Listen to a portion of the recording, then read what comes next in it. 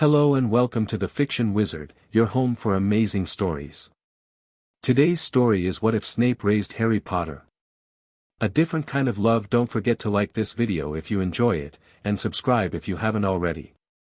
We post new stories regularly. Let's get started. Chapter 1, The Potion Masters pledged the night air in Godric's Hollow crackled with lingering dark magic as Severus Snape operated into the quiet street. His heart hammered against his ribs, the Dark Lord's triumphant words still echoing in his ears, "It is done." Snape ran. His black robes whipped around his ankles as he sprinted toward the Potter cottage, which now stood partially collapsed, its magical protection shattered. The front door hung from a single hinge. "No, no, no," he muttered, wand clutched so tightly his knuckles turned white.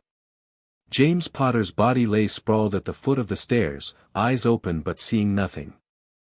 Snape stepped over him without a second glance, taking the stairs two at a time. "Lily?" His voice broke on her name. The nursery door was blasted apart. Stepping through the wreckage, Snape froze. Lily lay on the floor, her red hair splayed around her like dark fire against the pale carpet, green eyes, so like her son's, staring emptily at the ceiling. Snape fell to his knees beside her. "I'm sorry," he whispered, gathering her hand in his. I begged him." A small noise interrupted his grief. In the crib behind him, partially hidden by fallen debris, a baby whimpered. Harry Potter, barely more than a year old, stood clutching the bars of his crib, a jagged cut bleeding on his forehead. Impossibly alive. Snape stared at the child. Lily's eyes gazed back at him from James Potter's face. "You," he said hoarsely. "How?" The sound of motorcycle engines roared in the distance. Dumbledore would be sending someone to collect the boy, likely that oaf Hagrid or worse, Black. Snape knew what would happen next. The child would be celebrated, paraded around, then hidden away with Lily's terrible sister and her muggle husband. He looked back at Lily. An impossible thought formed in his mind. "I couldn't save you," he whispered to her. "But perhaps." Decision made, Snape stood and approached the crib. Harry watched him with curious, tearful eyes. "Come here, Potter." He picked up the child awkwardly. The boy didn't struggle, instead reaching tiny fingers toward Snape's face with innocent curiosity. Snape held him at arm's length. "I'm doing this for her," he told the child sternly. "Remember that." With one last look at Lily's body, Snape disapparated with Harry just as Hagrid's motorcycle landed in front of the cottage. "Absolutely not." McGonagall's voice echoed through Dumbledore's office. "You cannot be serious, Albus." Snape stood rigidly by the window, Harry asleep against his shoulder. The child had exhausted himself crying and had finally surrendered to sleep during their journey to Hogwarts.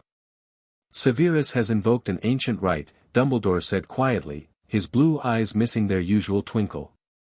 "As godparent by magical oath to Lily Evans before her marriage, he has claim. James Potter would roll in his grave." McGonagall protested. "Surely there are blood relatives, Petunia Dursley," Snape cut in, his voice low to avoid waking Harry. "Who called her sister a freak from childhood and would extend the same courtesy to her nephew. Is that what you want for Lily's son?" McGonagall faltered. "But your position, your history." "My history," Snape repeated coldly, "includes nearly 2 years as a spy within the Dark Lord's ranks at Dumbledore's request. My position remains the same, to protect what remains of Lily Evans." Dumbledore sighed heavily. "There are powerful blood protections that could be invoked if the boy lives with his mother's sister. And there are equally powerful guardianship enchantments in wizard law," Snape countered. "Ancient magic that would recognize my oath to Lily. An oath made before her marriage, before her son was even conceived," McGonagall pointed out. "An oath unbroken." Snape's fingers tightened imperceptibly on Harry's small form. "Magic recognizes intent, Minerva. You know this." Dumbledore watched them over steepled fingers. It's not without strategic advantage, he mused. The remaining Death Eaters would never suspect Harry Potter to be under Severus's protection. You can't honestly be considering this, McGonagall said incredulously. There's something else, Snape said. The Dark Lord is not truly gone. Silence fell over the office. Harry stirred against Snape's shoulder but didn't wake. Explain, Dumbledore commanded. My mark. Snape pushed up his sleeve with his free hand to reveal the dark mark, faded but still visible. It hasn't vanished completely. If he were truly dead, it would be gone. Dumbledore approached and examined the mark closely. This changes matters considerably. He'll return, Snape stated flatly. And when he does, he'll seek the boy. I can protect him while maintaining my position. The Dark Lord's followers already believe I was placed at Hogwarts to spy for him. I can convince them I'm keeping Potter close for when their master returns. A dangerous game, Severus, Dumbledore murmured. My entire life is a dangerous game, Snape replied bitterly. At least this one has purpose. McGonagall looked from Snape to Dumbledore, then to the sleeping child. Her expression softened marginally. If you're determined on this course, there would need to be safeguards, conditions. Name them, Snape challenged. The boy must know of his parents, the truth of them, she insisted. Not just your perspective on James Potter. When he's old enough to understand. And he must be allowed a normal childhood, insofar as possible. Snape's lip curled. I'm not taking him to raise him in a dungeon, Minerva. Dumbledore intervened. These details can be addressed. The immediate concern is establishing the magical guardianship before the Ministry intervenes. He turned to Snape. Are you certain, Severus? This is not a responsibility to undertake lightly. Harry's small hand clutched at Snape's robes in his sleep. Snape looked down at the child's face, Lily's eyes hidden behind closed lids, the lightning bolt cut stark against his pale skin. I've made my choice, Snape said quietly. I owe her this much. Spinner's End had never been a cheerful house, but in the weeks following Lily's death, it became a tomb. Snape moved through its narrow rooms like a ghost, mechanically addressing Harry's needs while barely registering his own. The child was oddly quiet, as though sensing the fragility of his new guardian's state. Eat, Snape commanded, setting a bowl of porridge before the boy, who sat propped on cushions at the kitchen table. Harry poked at it dubiously with his spoon. At nearly 18 months, he was coordinated enough to feed himself, if messily. Ma? Harry asked, looking around the kitchen as he had several times daily since their arrival. Snape's jaw tightened. Your mother isn't here. Ma, Harry repeated, more insistently. Snape closed his eyes briefly, summoning patience. Your mother is gone, Potter. The sooner you accept that reality, the better for both of us. Harry's lower lip trembled ominously. Snape sighed and sat across from him, meeting the child's green eyes directly. Your mother was extraordinary, he said stiffly. She was kind and clever and brave. She loved you very much. Harry tilted his head, seemingly absorbing this information. Dada? Snape's expression hardened. Your father died trying to protect you both. This bland statement seemed to satisfy the boy, who finally began eating his porridge. Snape watched him with a mixture of resentment and fascination. How simple it was to be a child, immediate needs overshadowing grief within moments.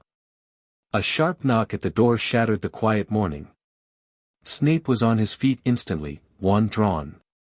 Finish your breakfast, he told Harry, striding from the kitchen.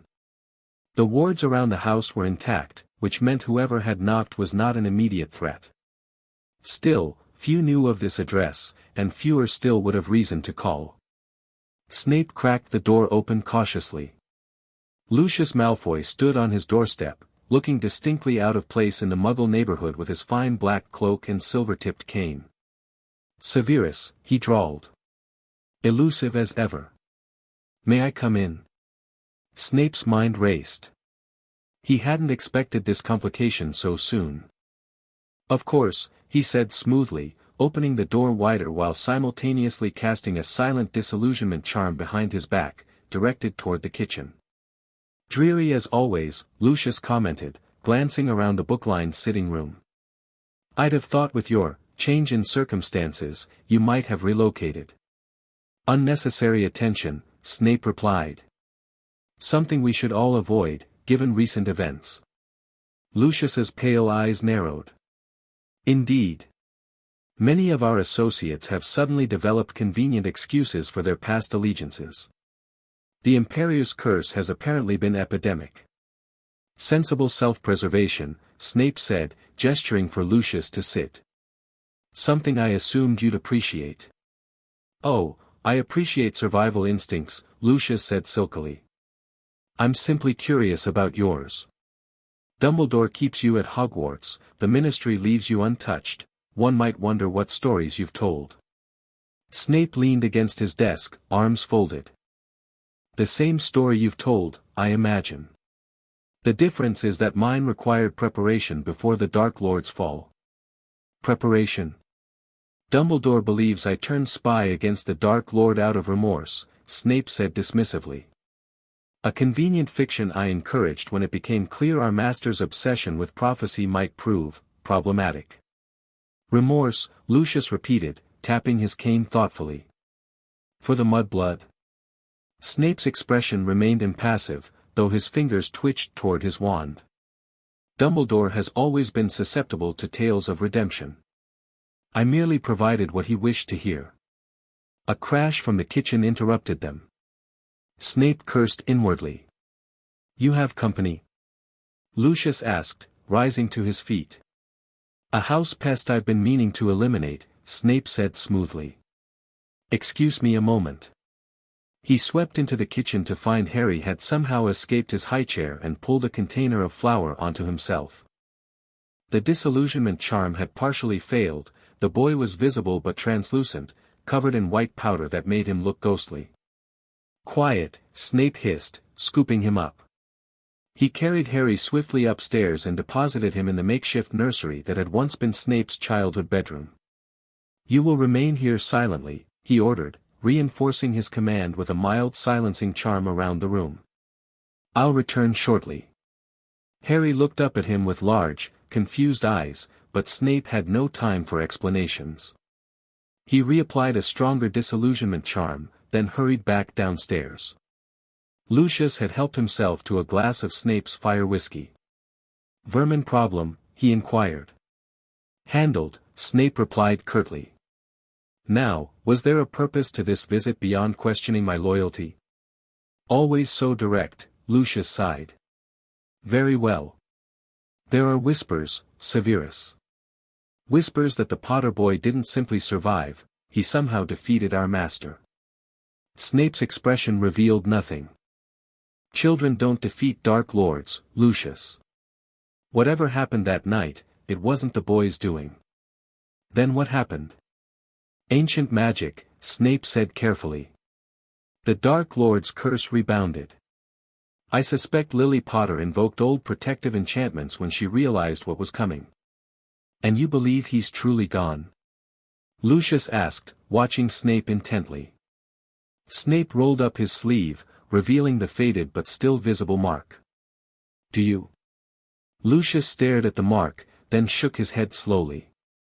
No. But until there's evidence otherwise. We adapt, Snape finished. We secure our positions. We wait. A silent understanding passed between them. Lucius finished his drink and stood to leave. At the door, he paused. They're hunting for the boy, you know. Ministry, Order members, even some of our old friends. Curious that no one seems to know where Dumbledore has hidden him. With Muggles, I'd imagine, Snape said dismissively. The old fool has a peculiar faith in blood protection. Lucius nodded, seemingly satisfied. Keep your ears open at Hogwarts, Severus. I find myself in need of reliable information these days. As always, Snape agreed smoothly. Only when Lucius had disapparated from the street did Snape allow his shoulders to sag with relief. He climbed the stairs slowly, dispelling the silencing charm as he entered the nursery. Harry had fallen asleep on the small bed, flowers still coating his hair and clothes. The disillusionment charm had worn off completely. In sleep, with his eyes closed, he looked remarkably like James Potter. Snape felt the familiar surge of resentment, followed immediately by guilt as he remembered Lily's body on the nursery floor. This arrangement may prove more complicated than anticipated, he told the sleeping child. With a sigh, he cast a gentle cleaning charm to remove the flower, then left Harry to his nap. The visit from Lucius had clarified one thing: they couldn't stay at Spinner's End indefinitely. The house was too exposed, too easily found by those who knew of Snape's past. He would need to make other arrangements before term resumed at Hogwarts. 3 years passed in a blur of adjustments and close calls. Snape arranged with Dumbledore to maintain private quarters in a secluded tower at Hogwarts during term time, where Harry could remain safely hidden. Summers were spent at a small cottage Snape acquired in the Scottish Highlands, remote enough that no uninvited visitors appeared. Harry grew from a toddler into a small boy with perpetually messy hair and serious eyes. Quiet by nature, or perhaps by necessity, he observed everything with the keen attention of a child who had learned early that knowledge meant safety. "Why can't I go outside when people visit?" 4-year-old Harry asked one evening as Snape reviewed student essays at the kitchen table. The boy sat across from him, small fingers carefully tracing the illustrations in a children's book about magical creatures. Snape looked up, momentarily caught off guard by the direct question. Harry rarely asked about the strange circumstances of his life. "Because it's safer that way," Snape replied finally. "But why?" Snape set down his quill. "There are people who would take advantage of knowing where you are." "Bad people?" Harry asked, his eyes wide behind small glasses Snape had reluctantly obtained when it became clear the boy had inherited his father's poor eyesight. "Some of them," Snape admitted. "Others simply have no respect for privacy." Harry considered this seriously. "Because of my scar?" Snape stiffened. He had never explicitly explained the significance of Harry's forehead scar, though the boy had obviously noticed it in mirrors. "What do you know about your scar?" he asked carefully. Harry shrugged. "It's special. People would want to see it. That's why I have to wear the hat when we go to Diagon Alley." "Indeed." Snape studied the child. "Your scar is recognizable. You are known to certain people in our world because of what happened when you received it." "When the bad wizard killed my parents," Harry said matter-of-factly. Snape nearly knocked over his inkwell. "Who told you that?" "Nobody," Harry said, suddenly wary at Snape's tone. "I heard you telling Professor Dumbledore." "Of course." The boy had an unnerving habit of appearing silently in doorways. Snape pinched the bridge of his nose, realizing he'd need to be more careful with silencing charms during adult conversations. "Yes," he said finally. "A dark wizard attacked your family. Your parents died protecting you. The wizard tried to kill you too, but couldn't. The spell rebounded and injured him instead. That's how you got your scar. And that's why I live with you instead," Harry concluded. "Because they died." Snape hesitated. How much should a 4-year-old know? What would Lily want him to say? "You live with me because I made a promise," he said finally. "To who?" "To whom," Snape corrected automatically. "To your mother." Harry's face lit up. He rarely received information about his parents, especially from Snape. "You knew my mother?" Something twisted in Snape's chest. "Yes." "Was she nice?" "She was kind," Snape said carefully. "Very clever. Good at potions and charms." Harry absorbed this information like a sponge. "What about my father?" Snape's expression closed off. "Your father was a talented wizard. particularly skilled at transfiguration. Harry clearly sensed the change in atmosphere. He dropped his gaze back to his book, but not before Snape caught the disappointment in his eyes. Snape sighed. "Your father was brave," he added reluctantly. "He died trying to protect you and your mother." This seemed to satisfy Harry, who nodded solemnly before turning a page in his book. "Can I learn to make potions like my mother?" The question caught Snape by surprise. "You're rather young to begin proper brewing." "I could watch you," Harry suggested hopefully. "I'd be very quiet." Snape considered the boy. He was unusually careful and disciplined for a child his age, necessary traits for anyone living in close quarters with a potions master. And it would keep him occupied during the hours Snape needed to prepare lessons and grade papers.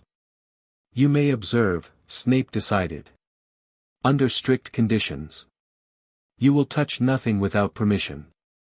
You will remain silent unless asked a direct question. You will stand exactly where I position you." Harry nodded eagerly, his eyes bright with excitement. "When can we start?" "Tomorrow," Snape said, returning to his grading. "If you go to bed without argument tonight." Harry closed his book immediately and slid from his chair. "Good night," he said, heading toward his small bedroom off the main living area of their quarters. Snape watched him go, puzzled by the unfamiliar sensation in his chest. Not quite pride, but something adjacent to it, satisfaction, perhaps, at the boy's evident eagerness to learn. Later that night, making his usual check on Harry before retiring himself, Snape paused in the doorway of the boy's room. Harry slept curled around a stuffed black dog Hagrid had sent for his birthday, the only gift Snape had permitted from the half-giant, who remained unaware of Harry's true living situation. In sleep, the boy's features relaxed, the serious expression he typically wore giving way to childish innocence. For a moment, Snape allowed himself to imagine an alternate reality, one where Lily lived, where this child was his by right rather than by desperate oath. The fantasy dissolved as quickly as it formed. The reality remained: Harry Potter was James Potter's son, left in Snape's care through tragedy and necessity. His obligation was to keep the boy safe, not to indulge in impossible sentimentality. Still, as he quietly closed the door, Snape couldn't deny that the task had become less burdensome than he'd initially expected. "Higher!" Harry called, his face alight with joy as he soared on the child-sized broomstick Dumbledore had insisted on gifting him for his 6th birthday. Snape, watching with arms crossed and a perpetual scowl, tapped his wand. The broom's maximum height increased by another foot, allowing Harry to zoom around the enchanted room at waist height instead of knee height. Their quarters at Hogwarts had been expanded to include this practice space, a concession Snape had made after Harry's persistent fascination with flying could no longer be ignored. The room was heavily warded, with cushioning charms on every surface and strict limitations on the broom itself. "Mind the bookshelf," Snape warned as Harry took a turn too sharply. The boy adjusted his course with surprising skill. Despite Snape's reluctance to acknowledge it, Harry had a natural talent for flying that unmistakably echoed his father's abilities. A knock at the door interrupted the flying session. Harry immediately landed, knowing the drill without being told. He hurried to his bedroom while Snape cast a quick disillusionment charm over the broomstick and flying equipment. Minerva McGonagall stood outside, her usual stern expression softened by the rare smile she reserved for private visits. "Severus," she greeted. "I've brought the books we discussed." This was their established code. McGonagall was one of the few people aware of Harry's true living situation, and she occasionally visited, officially to consult with Snape on academic matters, unofficially to check on Harry's well-being. "Come in," Snape said, stepping aside. Once the door closed behind her, he called, "Potter, you may come out." "It's Professor McGonagall." Harry emerged cautiously, then broke into a grin when he confirmed their visitor's identity. "Professor." "Hello, Harry," she said warmly. "My, you've grown again. Soon you'll be tall enough for Hogwarts robes." "I'm 6 now," Harry informed her seriously. Sev says I can start brewing simple potions instead of just watching. Snape's eyebrow rose at the shortened version of his name, but he didn't correct the boy. The nickname had emerged shortly after Harry's 5th birthday and had proven impossible to discourage. Professor Snape, when we're not alone, he reminded instead. Sorry, Harry said automatically. Professor Snape is teaching me about ingredients first. I can identify 15 different types of roots and their properties. Impressive, McGonagall said, shooting Snape an amused look. Perhaps we can add some transfiguration lessons to your studies. A well-rounded education is important. Snape's lips thinned, but he nodded curtly. If you have the time, I'm sure Potter would benefit. McGonagall set her stack of books on the table. I've brought you something, Harry. A few stories I thought you might enjoy. Harry approached eagerly. While Snape ensured he had access to educational texts, storybooks were a rare treat. Thank you, he said politely, examining the colorful covers with evident delight. Run along and put those in your room, Snape instructed. Then you may have your flying time while Professor McGonagall and I discuss school matters. Once Harry had disappeared, McGonagall fixed Snape with a penetrating look. How is he really, Severus? Well enough, Snape replied, summoning tea with a flick of his wand. Inquisitive to the point of being intrusive. Developing an alarming fondness for heights. Like his father, McGonagall observed. Snape's expression darkened. Yes. You don't speak of James to him. I speak the truth when asked directly, Snape said stiffly. Which is rarely. McGonagall sighed. The boy should know about both his parents, Severus. It was the condition. I am aware of our agreement, Snape cut in. He knows his father was brave and talented. Must I manufacture fond memories I don't possess? No, she said quietly. But perhaps you could allow others who did have those memories to share them. Remus Lupin has asked again. Absolutely not, Snape snapped. A werewolf with questionable judgment who ran with Black, Remus had nothing to do with Sirius's betrayal, McGonagall interrupted firmly. And Harry should know his parents through more than just your perspective. Snape's jaw worked as he fought to control his temper. When he's older, perhaps. For now, the fewer people who know of his whereabouts, the safer he remains. McGonagall looked like she wanted to argue further but instead sipped her tea thoughtfully. He seems happy, she conceded. Which I admit I did not expect when this arrangement began. I fulfill my obligations, Snape said stiffly. You do more than that, Severus, McGonagall said with unexpected gentleness. Whether you admit it or not. Snape didn't respond, his eyes fixed on the doorway where Harry had disappeared. The truth, which he barely acknowledged even to himself, was that the boy had somehow become more than an obligation. When exactly the shift had occurred, Snape couldn't pinpoint. Perhaps during one of Harry's childhood illnesses, when concern for his recovery had eclipsed all other thoughts. Or during the quiet evenings when the boy would read contentedly beside him, occasionally asking astute questions about magical theory beyond his years. He has her curiosity, Snape said finally. Her ability to see beyond the surface. McGonagall's expression softened further. Yes, she agreed. But he also has qualities uniquely his own. The incident happened a week before Harry's 8th birthday. They were in Diagon Alley, Harry disguised under a glamour charm that subtly altered his features and concealed his scar. Snape had permitted the excursion to purchase new clothes, the boy grew at an alarming rate, and to replenish his potion ingredients at the apothecary. Stay close, Snape instructed as they navigated the crowded street. Harry nodded seriously, keeping within arm's reach as always during their rare public outings. The apothecary was mercifully empty of other customers when they entered. Mr. Mulpepper greeted Snape with professional courtesy, casting a curious glance at Harry but asking no questions.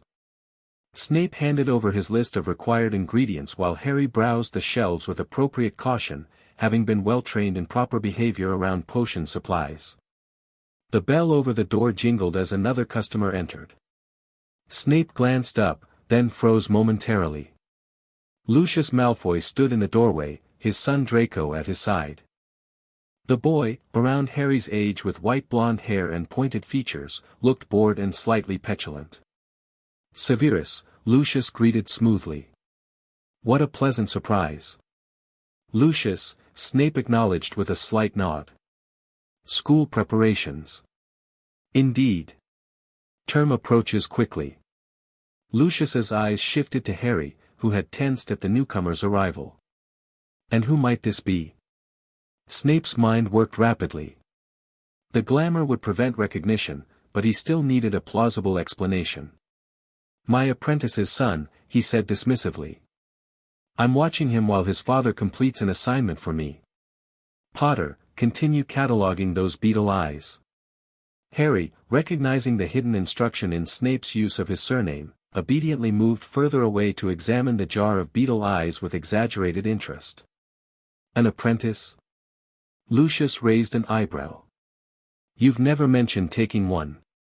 A recent arrangement, Snape said vaguely.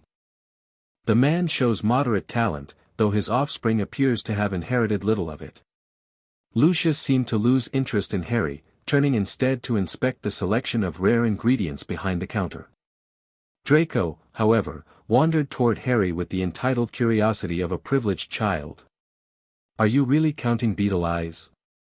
Draco asked incredulously. Harry glanced at Snape, who gave a nearly imperceptible nod, permitting limited interaction. I'm learning to identify the freshest ones, Harry replied carefully. They have different uses depending on their age. Draco looked skeptical but somewhat impressed. My father's teaching me about potions too. I'm going to be in Slytherin when I go to Hogwarts. Best house, you know. I've heard it's for ambitious people, Harry said neutrally, recalling Snape's occasional comments about his role as head of Slytherin House. All the best families are in Slytherin, Draco declared confidently. Where do you go to school? I haven't seen you at any of the preparatory academies. I'm home-taught, Harry said, the response Snape had prepared for such questions. Before Draco could probe further, a commotion outside drew everyone's attention. A crowd had gathered around a street performer whose spell had apparently gone wrong, sending colorful sparks shooting in all directions. Fascinating, Lucius commented dryly. The entertainment standards in Diagon Alley continue to decline. He turned to his son. Draco, we're leaving. I'll order our supplies by Owl instead. Draco looked disappointed but followed his father toward the door. See you at Hogwarts, maybe, he called back to Harry. Snape relaxed marginally as the Malfoys departed, but the relief was short-lived. The magical disturbance outside intensified, with panicked shouts now joining the chaos. Suddenly, the apothecary windows shattered as a stray hex hit them. Glass flew everywhere. Potter! Snape shouted, lunging toward Harry. But the boy had already reacted. With a burst of accidental magic more controlled than any Snape had witnessed in a child his age, Harry created a shield that deflected the glass shards heading toward him. The effort seemed to surprise Harry himself, who looked at his hands in confusion. Snape reached him in 2 strides, checking him for injuries even as he maintained awareness of their surroundings. Are you hurt? No, Harry said, still staring at his hands. I didn't want to get cut. Mulpepper emerged from behind his counter, wand drawn to repair the windows. Blasted street performers, he muttered. Should need licenses, the lot of them. Snape grasped Harry's shoulder firmly. We're leaving, he announced, tossing a handful of galleons on the counter. Send my order by Owl. Outside, the chaos had mostly subsided. The performer was apologizing profusely while shop owners repaired damages. Snape kept Harry close as they moved quickly toward the leaky cauldron and their fluke connection back to Hogwarts. What I did, Harry said quietly once they were safely in their quarters. That wasn't normal, was it? Snape studied the boy thoughtfully. Accidental magic is common in young wizards, he said carefully. But not like that, Harry pressed. Not making actual shields. No, Snape admitted. Your control was unusual. Harry sat on the edge of the sofa, legs dangling. Is it because of what happened when I was a baby? With the bad wizard? Snape had gradually shared more details about Voldemort as Harry grew older, though he still censored the worst aspects.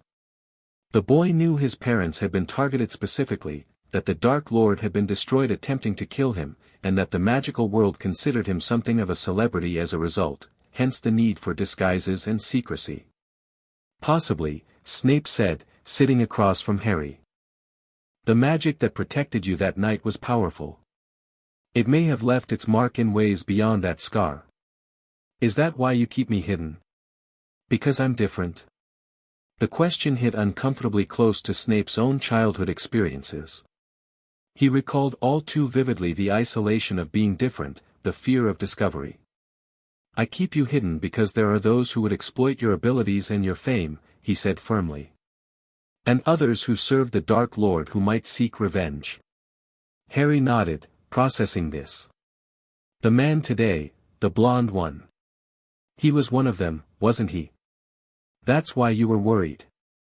Snape tensed. The boy was too perceptive by half. What makes you say that? You called me Potter, Harry said simply. You only do that when you're warning me. Snape hadn't realized the boy had picked up on that pattern. Lucius Malfoy is complicated, he said finally. He was indeed associated with the Dark Lord, but claims to have been under magical influence. He now holds considerable power in the Ministry. And you don't trust him, Harry concluded.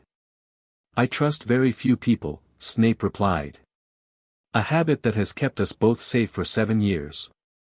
Harry absorbed this, then asked with typical directness, do you trust me? The question caught Snape off guard. He looked at the boy, Lily's eyes watching him with unnerving intensity from James Potter's face, yet somehow now distinctly Harry's own. Yes, Snape said, surprising himself with the truth of it. I do. Harry smiled, the expression transforming his serious face. Good, he said simply. Because I trust you too. Something shifted in Snape's chest, a loosening of a tightness he'd carried so long he'd forgotten it was there. He cleared his throat. Your shield charm today demonstrated aptitude worth developing. We'll add controlled defensive magic to your lessons. Harry's face lit up. Really? Like actual spells? Simple ones, Snape cautioned. Without a wand until you're older. But the theory and concentration techniques can be learned now. Thank you. Harry said, his excitement palpable. Don't thank me yet, Snape warned. You'll find magical theory considerably less exciting than flying on that ridiculous broomstick. But Harry remained undaunted. I'll work hard, he promised. I want to learn everything. Looking at the determined set of the boy's jaw, Snape believed him. And for the first time, he allowed himself to acknowledge a feeling that might, in someone else, be called pride. On the morning of Harry's 10th birthday, Snape woke before dawn to complete his preparations. By the time Harry emerged from his bedroom, rubbing sleep from his eyes, the sitting room had been transformed.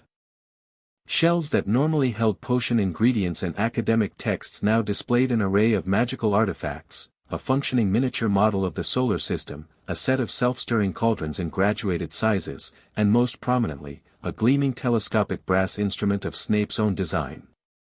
Harry stopped in the doorway, blinking in astonishment. What's all this? I believe customary greetings are in order first, Snape said dryly. Oh. Good morning, Harry replied automatically. But what's, happy birthday, Potter, Snape interrupted. I thought it time you had proper equipment for your studies. Harry moved slowly into the room, approaching the display with reverent hands. These are all for me. Unless you're aware of another 10-year-old residing in these quarters, Snape said, though without his usual bite. Harry picked up the brass instrument. What does this one do? It's a modified amplexus detector, Snape explained. It identifies magical signatures and their interactions with potions' ingredients. My own refinement on the traditional design. You made this? Harry asked, impressed. During my own studies, Snape confirmed. I found the standard models lacking in precision. Harry examined the instrument carefully, already familiar enough with magical devices to appreciate its craftsmanship. Thank you, he said with genuine feeling. For everything. Snape inclined his head slightly, uncomfortable as always with direct gratitude. There's one more matter to address. He produced an envelope from his robes. From the headmaster. Harry accepted the envelope curiously. Inside was a birthday card that played a tinny version of "Happy Birthday" when opened, and a separate note in Dumbledore's flowing script. He says I can visit Hagrid today. Harry exclaimed, looking up from the note. Officially, I mean. Not just secret visits in your quarters. Over the years, Hagrid had occasionally visited their private rooms, believing Harry was merely Snape's ward, a half-truth that satisfied the groundskeeper's curiosity without revealing the full situation. Harry had grown fond of the gentle giant, who brought magical creatures for him to study and told colorful stories of Hogwarts. The headmaster believes it's time to begin gradually introducing you to life at Hogwarts, Snape confirmed reluctantly. Given that your letter will arrive next year. Harry's expression grew serious. Will things change? When I become a student? Inevitably, Snape said. Our living arrangements will need to appear conventional. You'll be sorted into a house, attend classes, live in dormitories. But you'll still be. Harry hesitated. Your guardian? Yes. That arrangement remains regardless of your student status. Relief flickered across Harry's face. And will I still be Harry Potter then? Not just your apprentice's son or your ward. Snape studied the boy carefully. They had discussed this transition in broad terms before, but now the reality approached. You will reclaim your public identity, Snape confirmed. Though I suspect you'll find the attention less appealing than you imagine. Harry shook his head. I don't want attention. I just don't want to pretend anymore. An understandable sentiment, Snape acknowledged. However, certain precautions will remain necessary. Your connection to me, for instance, must be presented carefully. Because of the people who served the Dark Lord, Harry nodded. Like Mr. Malfoy. Among others, Snape agreed. There will be expectations about our relationship, or lack thereof, based on my history with your parents. It would be dangerous to contradict those expectations too openly. Harry frowned, processing this. So we have to pretend we don't get along. We must present a relationship that aligns with public perception, Snape said carefully. I am known to have despised your father. Many will expect me to extend that sentiment to you. But that's not fair, Harry protested. Very little about our situation has been fair, Snape pointed out. Nevertheless, it has kept you safe. Harry fell silent, contemplating the telescope in his hands. Will I be in Slytherin? He asked finally. Because I've lived with you. The question caught Snape off guard. He had deliberately avoided influencing Harry regarding Hogwarts houses, aware of his own bias. The Sorting Hat considers your inherent qualities, not your upbringing, he said. Your parents were both Gryffindors. However, you possess attributes that would serve you well in any house. Even Slytherin. Harry pressed. Snape hesitated. You have certain Slytherin traits. Resourcefulness. Caution. Strategic thinking.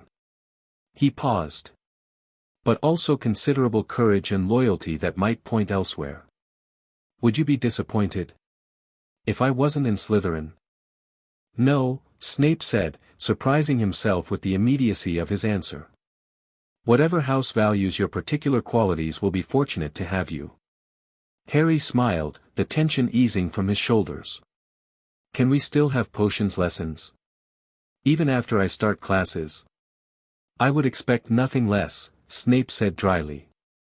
Your current level of competence would embarrass me professionally if displayed in my classroom. Harry recognized the hidden compliment for what it was and grinned. Then we'd better practice a lot this year. Snape's lip quirked in what might, on anyone else, have been a smile. Indeed. He gestured to the clock. If you intend to visit Hagrid today, I suggest you prepare.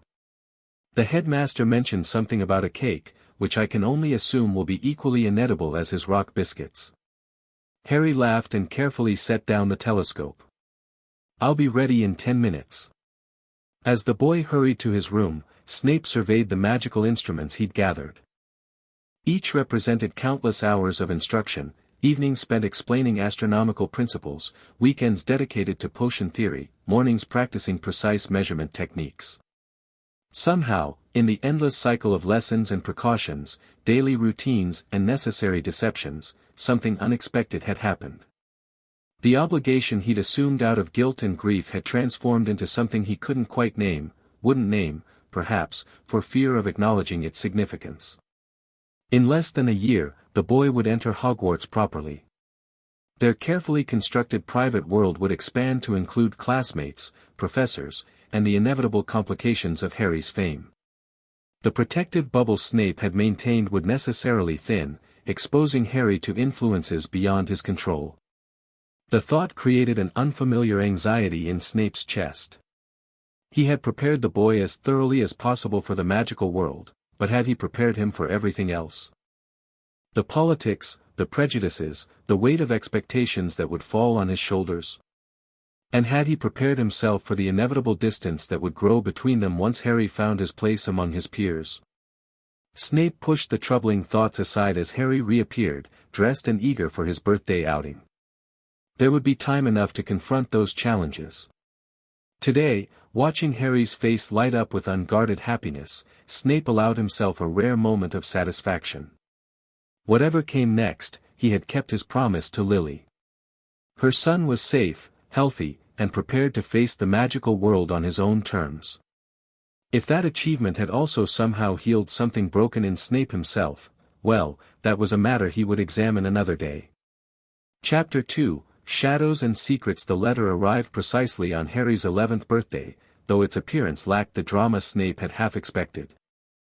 No flocks of owls, no Hagrid breaking down doors, just the school owl dropping a parchment envelope onto their breakfast table at the Highland cottage as if delivering the morning paper. Harry paused with his fork halfway to his mouth. Is that your Hogwarts letter? Snape confirmed, sliding it across the table. As anticipated. Harry wiped his hands carefully before picking up the envelope. He ran his fingers over the purple wax seal, tracing the Hogwarts crest with a look of quiet wonder. Even though Dumbledore knows I'm coming? The letters are generated by an enchanted quill and book, Snape explained. A tradition dating back to the founders. The headmaster merely ensured yours was delivered directly rather than by standard owl post to our fictional address. Harry broke the seal and unfolded the parchment with careful fingers. His eyes moved rapidly across the familiar greeting, the confirmation of his place at Hogwarts, the list of required supplies. I already have some of these, he noted, scanning the book list. The advantages of living with a professor, Snape agreed dryly. Though you'll need the current editions of several texts. And your own wand, of course. Harry looked up, excitement flashing across his face. We're going to get my wand. That is traditionally how young wizards prepare for magical education, yes. When? I've arranged a private appointment at Ollivander's for tomorrow evening, after the shop closes to regular customers. Snape took a sip of his tea. We'll collect your other supplies afterward. Fewer prying eyes after business hours. Harry nodded, understanding the precaution. Even with his scar concealed, there was always risk in public outings. What about robes and things? Madame Malkin's won't be open late. Professor McGonagall has arranged for measurements to be taken here. The completed robes will be delivered directly to Hogwarts. Snape regarded Harry over his teacup. There's another matter we should discuss. Harry carefully folded his letter, recognizing Snape's serious tone. The plan for when school starts. Indeed. Snape set down his cup. The headmaster and I have agreed on the official story. You've been raised by distant relatives of your mother, Muggles who prefer their privacy. I, as your mother's childhood acquaintance, have occasionally checked on your welfare at Dumbledore's request. Nothing more. So no one knows you've been raising me? Harry clarified. Only the headmaster, Professor McGonagall, and Madame Pomfrey are aware of our actual arrangement. It must remain that way. Harry frowned. But why? The Dark Lord is gone. Not gone, Snape corrected sharply. Diminished. Weakened. But as I've told you before, the dark mark remains. While faded, its continued existence suggests he persists in some form. And if people knew you raised me, the Death Eaters would know you weren't really on their side, Harry concluded. Snape inclined his head. My position as a perceived former Death Eater who has merely reformed enough to be tolerated by Dumbledore has value. It allows me access to information and connections that would otherwise be lost. So we have to pretend we don't know each other well, Harry said, his expression falling slightly. We must be cautious in public, Snape agreed. I will likely treat you with the same general disdain I show most students, perhaps with added resentment due to your resemblance to your father. And I have to act like I don't know about potions, Harry realized. Like I'm learning everything for the first time. A reasonable level of prior knowledge would be expected from any student who read their textbooks before arrival, Snape allowed. But yes, your more advanced abilities should remain private. Harry nodded solemnly. I understand. Snape studied the boy's face. Despite his words, he wondered if Harry truly comprehended how difficult this performance would be, for both of them. There is more, he continued. Your fame will make your transition to Hogwarts complicated. Because of what happened with Voldemort. Snape flinched slightly at the name, a reaction Harry noticed with curious eyes. Sorry, Harry said quickly. The Dark Lord. You needn't apologize for using the name, Snape said stiffly. Though discretion in certain company would be advisable. You don't like hearing it, Harry observed. Snape's jaw tightened. Names have power in the magical world. But yes, that particular name carries unpleasant associations for me. Harry nodded, filing this information away with his typical attentiveness. You were saying about my fame? You will find yourself the object of considerable attention, Snape continued. Some will seek your friendship because of your name rather than your character. Others may resent your celebrity. You would be wise to judge people by their actions, not their initial reactions to you. Like you did with my dad? Harry asked innocently. Snape's expression hardened. Your father and I had a complex history that began long before you were born. It is not relevant to your current situation. Harry looked like he wanted to argue but thought better of it. Yes, sir, he said instead. Snape sighed, recognizing the shift to formality as Harry's way of creating distance when conversations became uncomfortable. Finish your breakfast, he said, his tone softening marginally. We have shield charm practice scheduled before lunch. Ollivanders smelled of dust and magic. Harry breathed deeply as they entered the narrow shop, Snape locking the door behind them with a casual flick of his wand. The evening shadows stretched across the empty front room, giving the stacked wand boxes an otherworldly appearance. Good evening, Severus, came a soft voice from the shadows. It has been some time since you last visited. Ebony and dragon heartstring, 13 inches, unyielding. I trust it still serves you well. Perfectly adequate, Snape replied as Ollivander emerged from between the shelves. The wandmaker's silvery eyes shifted to Harry, widening slightly as they fixed on his forehead where the concealment charm had been temporarily lifted. Ah, yes. I've been expecting you, Mr. Potter. Ollivander moved closer, studying Harry with unnerving intensity. You have your mother's eyes. You remember my mother's wand? Harry asked eagerly. I remember every wand I've ever sold, Ollivander said softly. Willow, 10¼ inches, swishy. Excellent for charm work. Your father, on the other hand, favored mahogany, 11 inches, pliable. Powerful and excellent for transfiguration. Harry glanced at Snape, whose expression had gone carefully blank at the mention of James Potter. Now then, Ollivander continued, pulling a long tape measure from his pocket. Which is your wand arm? I write with my right hand, Harry answered. Hold it out, if you please. As the tape measure began taking measurements on its own, including several Harry couldn't possibly see the relevance of, like the distance between his nostrils, Ollivander disappeared among the shelves, emerging with several boxes.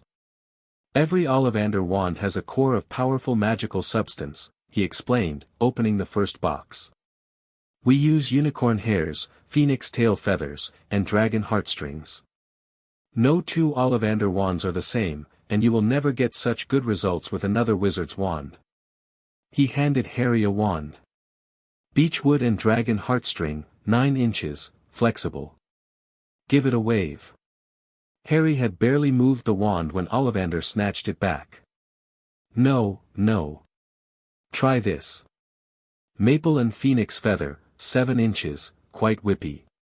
Harry tried again with similar results. Wand after wand was placed in his hand and just as quickly removed. Rather than growing impatient, Ollivander seemed increasingly excited with each rejection. Tricky customer. Not to worry, we'll find your match somewhere. He disappeared into the back of the shop, returning with a dusty box. Perhaps, yes, why not? An unusual combination. Holly and phoenix feather, 11 inches, nice and supple. Harry took the wand, immediately feeling a warmth in his fingers. When he raised it, a stream of red and gold sparks shot from the end like fireworks. Curious, Ollivander murmured, watching Harry with renewed intensity. Very curious. What's curious? Harry asked. Ollivander fixed Harry with his pale stare. I remember every wand I've ever sold, Mr. Potter. Every single wand. The phoenix whose tail feather resides in your wand gave another feather, just one other. It is curious that you should be destined for this wand when its brother, why, its brother gave you that scar. Harry felt Snape stiffen beside him. Yes, Ollivander continued softly. 13½ inches. You. We can expect great things from you, Mr. Potter. After all, he who must not be named did great things. Terrible, yes, but great. That will be all, Snape cut in sharply. What do we owe you?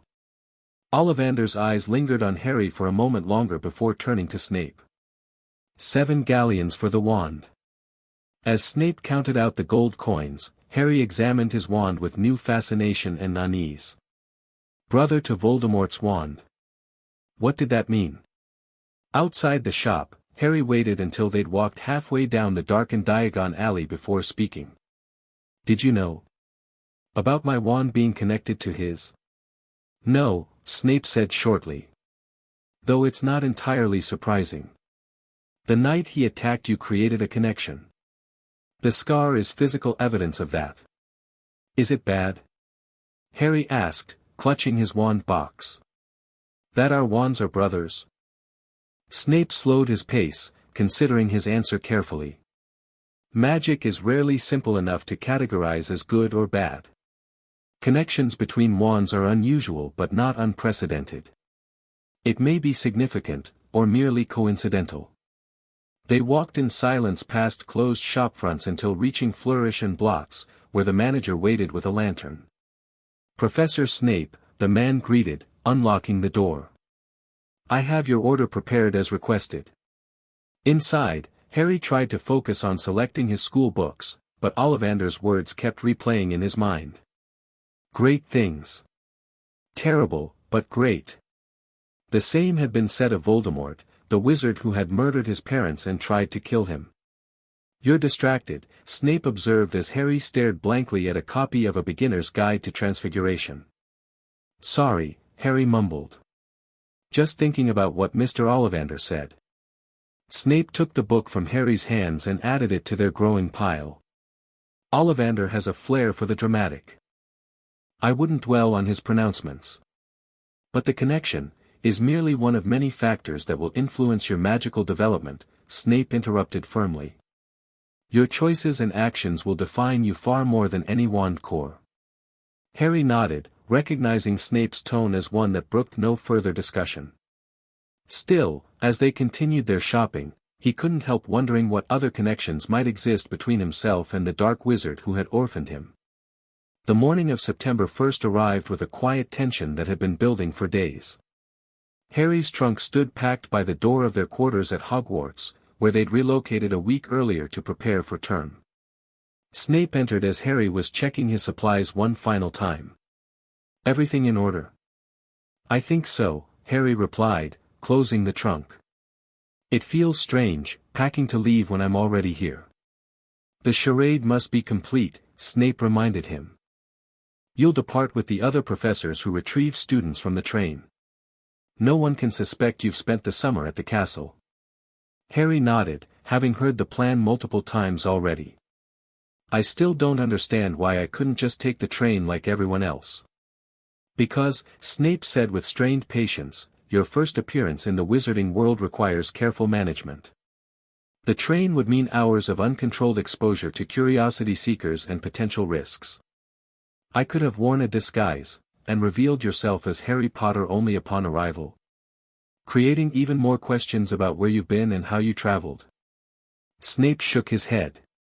"The plan we've established provides the cleanest introduction with minimal opportunities for unwanted scrutiny." Harry sighed but nodded. "I know. It's just, I've never met kids my own age." "Not really." Something flickered in Snape's eyes, perhaps recognition of the isolation Harry's protection had required. "You will have 7 years to form friendships," he said, his tone softer than usual. "Beginning tonight." Harry looked up at his guardian with a mixture of excitement and apprehension. "What if no one likes me? The real me, I mean, not just the boy who lived." Snape regarded Harry seriously. "Those worth knowing will see beyond the name. As for the rest, their opinions matter little." Coming from Snape, who cultivated his fearsome reputation with precision, this dismissal of others' judgment carried particular weight. Harry straightened his shoulders. "Will you be at the welcoming feast?" he asked. "As I am every year," Snape confirmed dryly. "Right," Harry said. "And I should act like I'm seeing you for the first time." "Indeed. Remember, you know of me only as a distant acquaintance who occasionally checked on you at Dumbledore's request. Nothing more." Harry nodded, then surprised Snape by stepping forward and wrapping his arms around the tall man's waist in a quick, awkward hug. "Thank you," he said into Snape's robes. "For everything." Snape stood frozen for a moment before placing a hesitant hand on Harry's shoulder. "Mind your trunk doesn't scuff the stonework on your way out," he said gruffly. But he didn't push the boy away. The great hall buzzed with excitement as students filed in for the welcoming feast. Harry stood with the other first years, trying not to appear too familiar with his surroundings while McGonagall explained the sorting ceremony. Despite having lived in the castle for parts of each year, he'd never been in the great hall during a feast, and the enchanted ceiling with its starry expanse took even his breath away. "It's not real, the ceiling," whispered a bushy-haired girl beside him. "It's just bewitched to look like the night sky. I read about it in Hogwarts, a history." Harry nodded, not mentioning that he'd read the same book 3 years ago under Snape's guidance. At the high table, he spotted familiar faces, Dumbledore in the center, Hagrid at one end waving enthusiastically when he caught Harry's eye, and Snape, who gave no indication of recognizing him at all. Harry quickly looked away, remembering their agreement. When McGonagall called "Potter, Harry," the hall fell silent, then erupted in whispers. Harry walked forward, acutely aware of every eye following him. "Potter, did she say?" The Harry Potter. The last thing Harry saw before the sorting hat dropped over his eyes was the hall full of people craning to get a good look at him. Said a small voice in his ear. Difficult. Very difficult. Plenty of courage, I see. Not a bad mind either. There's talent, oh my goodness, yes, and a nice thirst to prove yourself, now that's interesting. So where shall I put you? Harry gripped the edges of the stool, thinking, not Slytherin, not Slytherin. Not Slytherin, said the small voice. Are you sure? You could be great, you know, it's all here in your head, and Slytherin would help you on the way to greatness, no doubt about that, no? Well, if you're sure, better be Gryffindor. Harry heard the hat shout the last word to the entire hall. He took off the hat and walked shakily toward the Gryffindor table, where he was greeted by thunderous applause. Percy the prefect shook his hand vigorously, and the Weasley twins yelled, "We got Potter!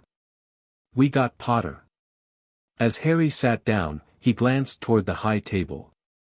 Hagrid gave him a thumbs up. Professor McGonagall was already calling the next student, her expression professionally neutral despite the slight smile Harry detected in her eyes. Dumbledore's eyes twinkled as he clapped politely. And Snape's face revealed nothing as he looked directly at Harry for the first time in public. But Harry, who had spent 10 years learning to read the subtle shifts in his guardian's expression, caught the infinitesimal nod of acknowledgement before Snape turned his attention elsewhere. "Welcome to Gryffindor," said the boy next to him, Ron Weasley, who'd been sorted just before Harry. "Can you believe we made it? My whole family's been in Gryffindor, I'd have never heard the end of it if I'd been put somewhere else." "Thanks," Harry said, grinning despite his nerves. "Your brothers seem happy about it." "Percy's just glad to have another first year to boss around," Ron said with a roll of his eyes. "Fred and George are probably already planning to use you in some prank. Being famous and all." "I'm not really, I mean, I don't remember doing anything," Harry said awkwardly. Ron looked surprised, then nodded. "Right, you were just a baby. Must be weird, everyone knowing who you are when you don't even remember why."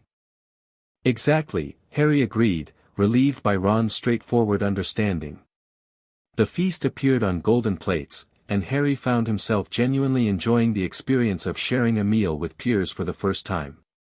The novelty of casual conversation, inside jokes, and easy laughter created a warmth he hadn't known he was missing. Only once did he catch himself nearly making a mistake, stopping just short of explaining why certain potions' ingredients shouldn't be combined when Seamus Finnegan mentioned an explosion his mother had caused in their kitchen. "How'd you know that?" Ron asked around a mouthful of potato. Read it somewhere," Harry said quickly. "In one of my textbooks." "You've already read the textbooks?" the bushy-haired girl, Hermione Granger, asked with interest. "I've tried them all too, of course. Potion seems particularly fascinating, don't you think?" "Yeah," Harry agreed cautiously. "Though I've heard Professor Snape is pretty strict." "That's putting it mildly," said Percy importantly. "Brilliant, of course, but he favors his own house something terrible. You'll want to be extra careful in his class." Harry nodded, fighting the bizarre urge to defend Snape. Instead, he changed the subject, asking Ron about his family. Later, as the prefects led them to Gryffindor Tower, Harry found himself walking beside Neville Longbottom, who looked as overwhelmed as Harry sometimes felt. "Gran wanted me in Gryffindor," Neville confided quietly. "Like my parents. But I don't feel very brave." "The hat must have seen something in you," Harry offered. "It takes a while to sort some people, it did with me too." Neville looked surprised. "Really? But you're Harry Potter." "That doesn't make me automatically brave," Harry said with a shrug. "I think we all just have to figure it out as we go." Neville gave him a grateful smile as they climbed through the portrait hole into the common room. The circular tower room with its squashy armchairs and crackling fireplace couldn't have been more different from Snape's quarters, yet Harry felt an immediate sense of belonging. In the dormitory, Harry pulled the hangings closed around his four-poster bed and lay awake long after his roommates had fallen asleep. Everything had changed today, yet in the most fundamental way, nothing had. He was still the same Harry who'd grown up under Snape's guidance, now just playing a new role in a larger world. As he drifted toward sleep, Harry wondered how Snape was adjusting to the emptiness of their private quarters. For the first time in 10 years, his guardian was truly alone. Potter. What would I get if I added powdered root of asphodel to an infusion of wormwood? Harry had been expecting this. Snape had warned him during their final private conversation that he would likely target Harry in their first class to establish their public dynamic. Still, the sharp tone made him flinch despite himself. A sleeping potion called the Draught of Living Death, sir, Harry answered carefully, providing the basic answer any first year who'd read the textbook might know, rather than the detailed explanation he could have given.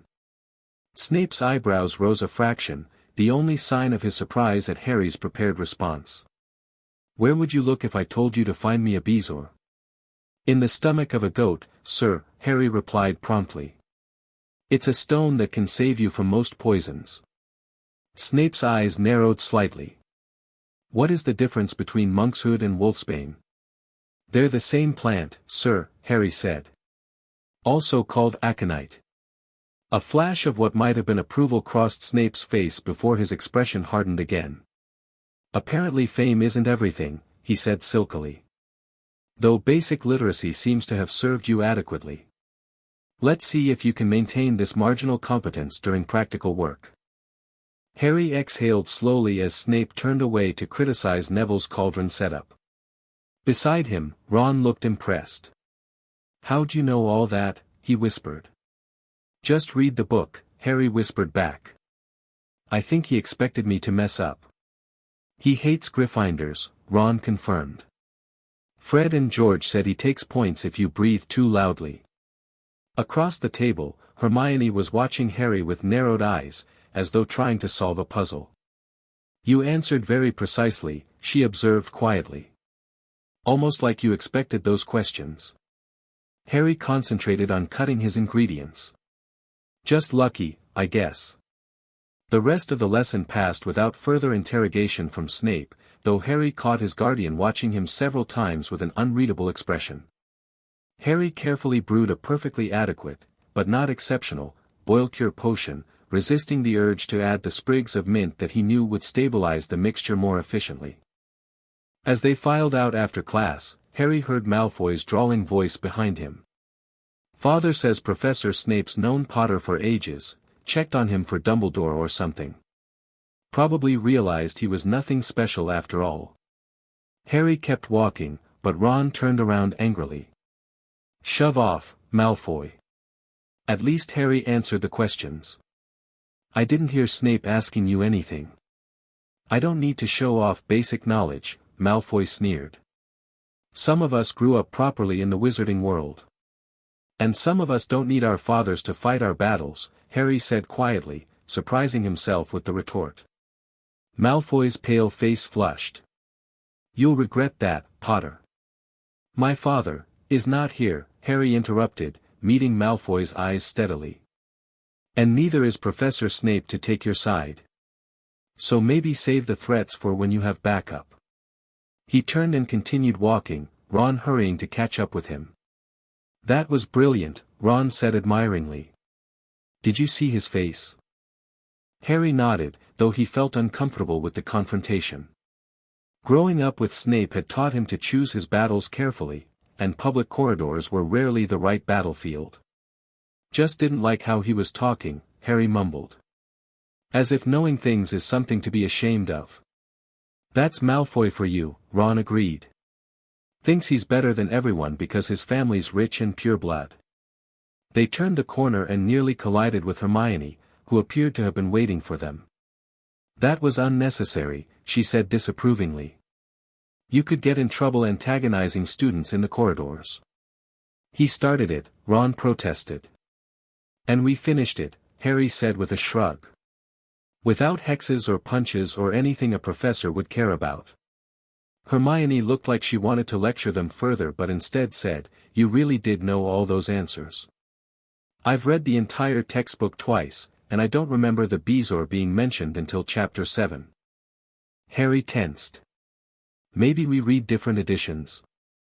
I have the latest edition, she countered. And you knew exactly how to prepare your ingredients. The book doesn't specify the angle for cutting daisy roots, but you did it perfectly. I've helped my aunt cook, Harry improvised. Cutting techniques carry over. Hermione didn't look convinced, but the arrival of other students from their potions class prevented further questioning.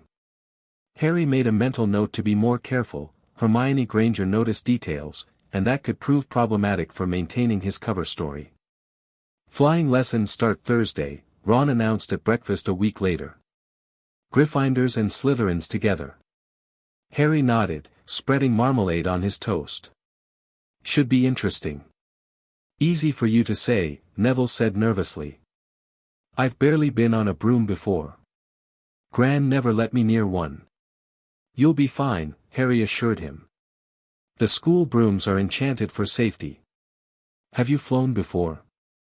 Hermione asked Harry with her usual perceptiveness. Harry hesitated, then decided a partial truth was safest. A couple times, with some local wizarding kids near where I grew up, he said vaguely. Nothing serious. In reality, he'd been flying since he was 6, though always within the confines of their private quarters or the secluded garden behind their summer cottage. Snape, despite his personal dislike for broom travel, had ensured Harry received proper instruction. If you're determined to hurl yourself through the air on a stick, you'll at least do so competently, he'd said. Thursday afternoon found the first-years assembled on the training grounds. Madame Hooch, with her short grey hair and yellow hawk-like eyes, reminded Harry of a referee he'd seen in one of the Quidditch books Snape had reluctantly allowed him to read. Well, what are you all waiting for? She barked. Everyone stand by a broomstick. Come on, hurry up. Harry glanced down at his broom. It was old and some of the twigs stuck out at odd angles. He knew from Snape's teachings that such irregularities could affect stability and turning radius. Stick out your right hand over your broom and say, up. Madame Hooch instructed. Up, everyone shouted. Harry's broom jumped into his hand immediately. He glanced around and saw that his was one of the few that had. Hermione's had simply rolled over, and Neville's hadn't moved at all. After showing them how to mount their brooms without sliding off the end, Madame Hooch walked up and down the rows correcting grips. Harry had to force himself not to adjust his hold automatically to the competition standard Snape had drilled into him. Now, when I blow my whistle, you kick off from the ground, hard, Madame Hooch said. Keep your broom steady, rise a few feet, and then come straight back down by leaning forward slightly. On my whistle, 3, 2, but Neville, nervous and jumpy, pushed off before the whistle had touched Madame Hooch's lips. His broom rose rapidly, his pale face looking down in terror. Come back, boy. Madame Hooch shouted, but Neville was rising like a cork shot out of a bottle. Harry saw his scared face look down at the ground falling away, watched him gasp, slip sideways off the broom and, Harry reacted without thinking. As Neville fell, Harry kicked off hard, shooting into the air with precision born from years of practice. He angled his broom upward in a sharp climb, intercepting Neville's trajectory. One hand gripping his broom handle, Harry caught Neville's wrist with the other, the sudden weight nearly pulling him from his own broom. Using the momentum, Harry swung in a controlled arc, bleeding off speed as he guided them both toward the ground.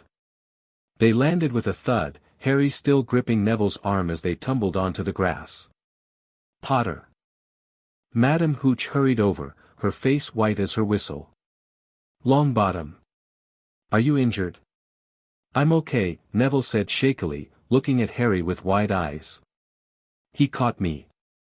My wrist hurts a bit, Harry admitted, flexing his fingers. The strain of catching Neville's full weight had wrenched his arm painfully. Hospital wing, both of you, Madame Hooch decided.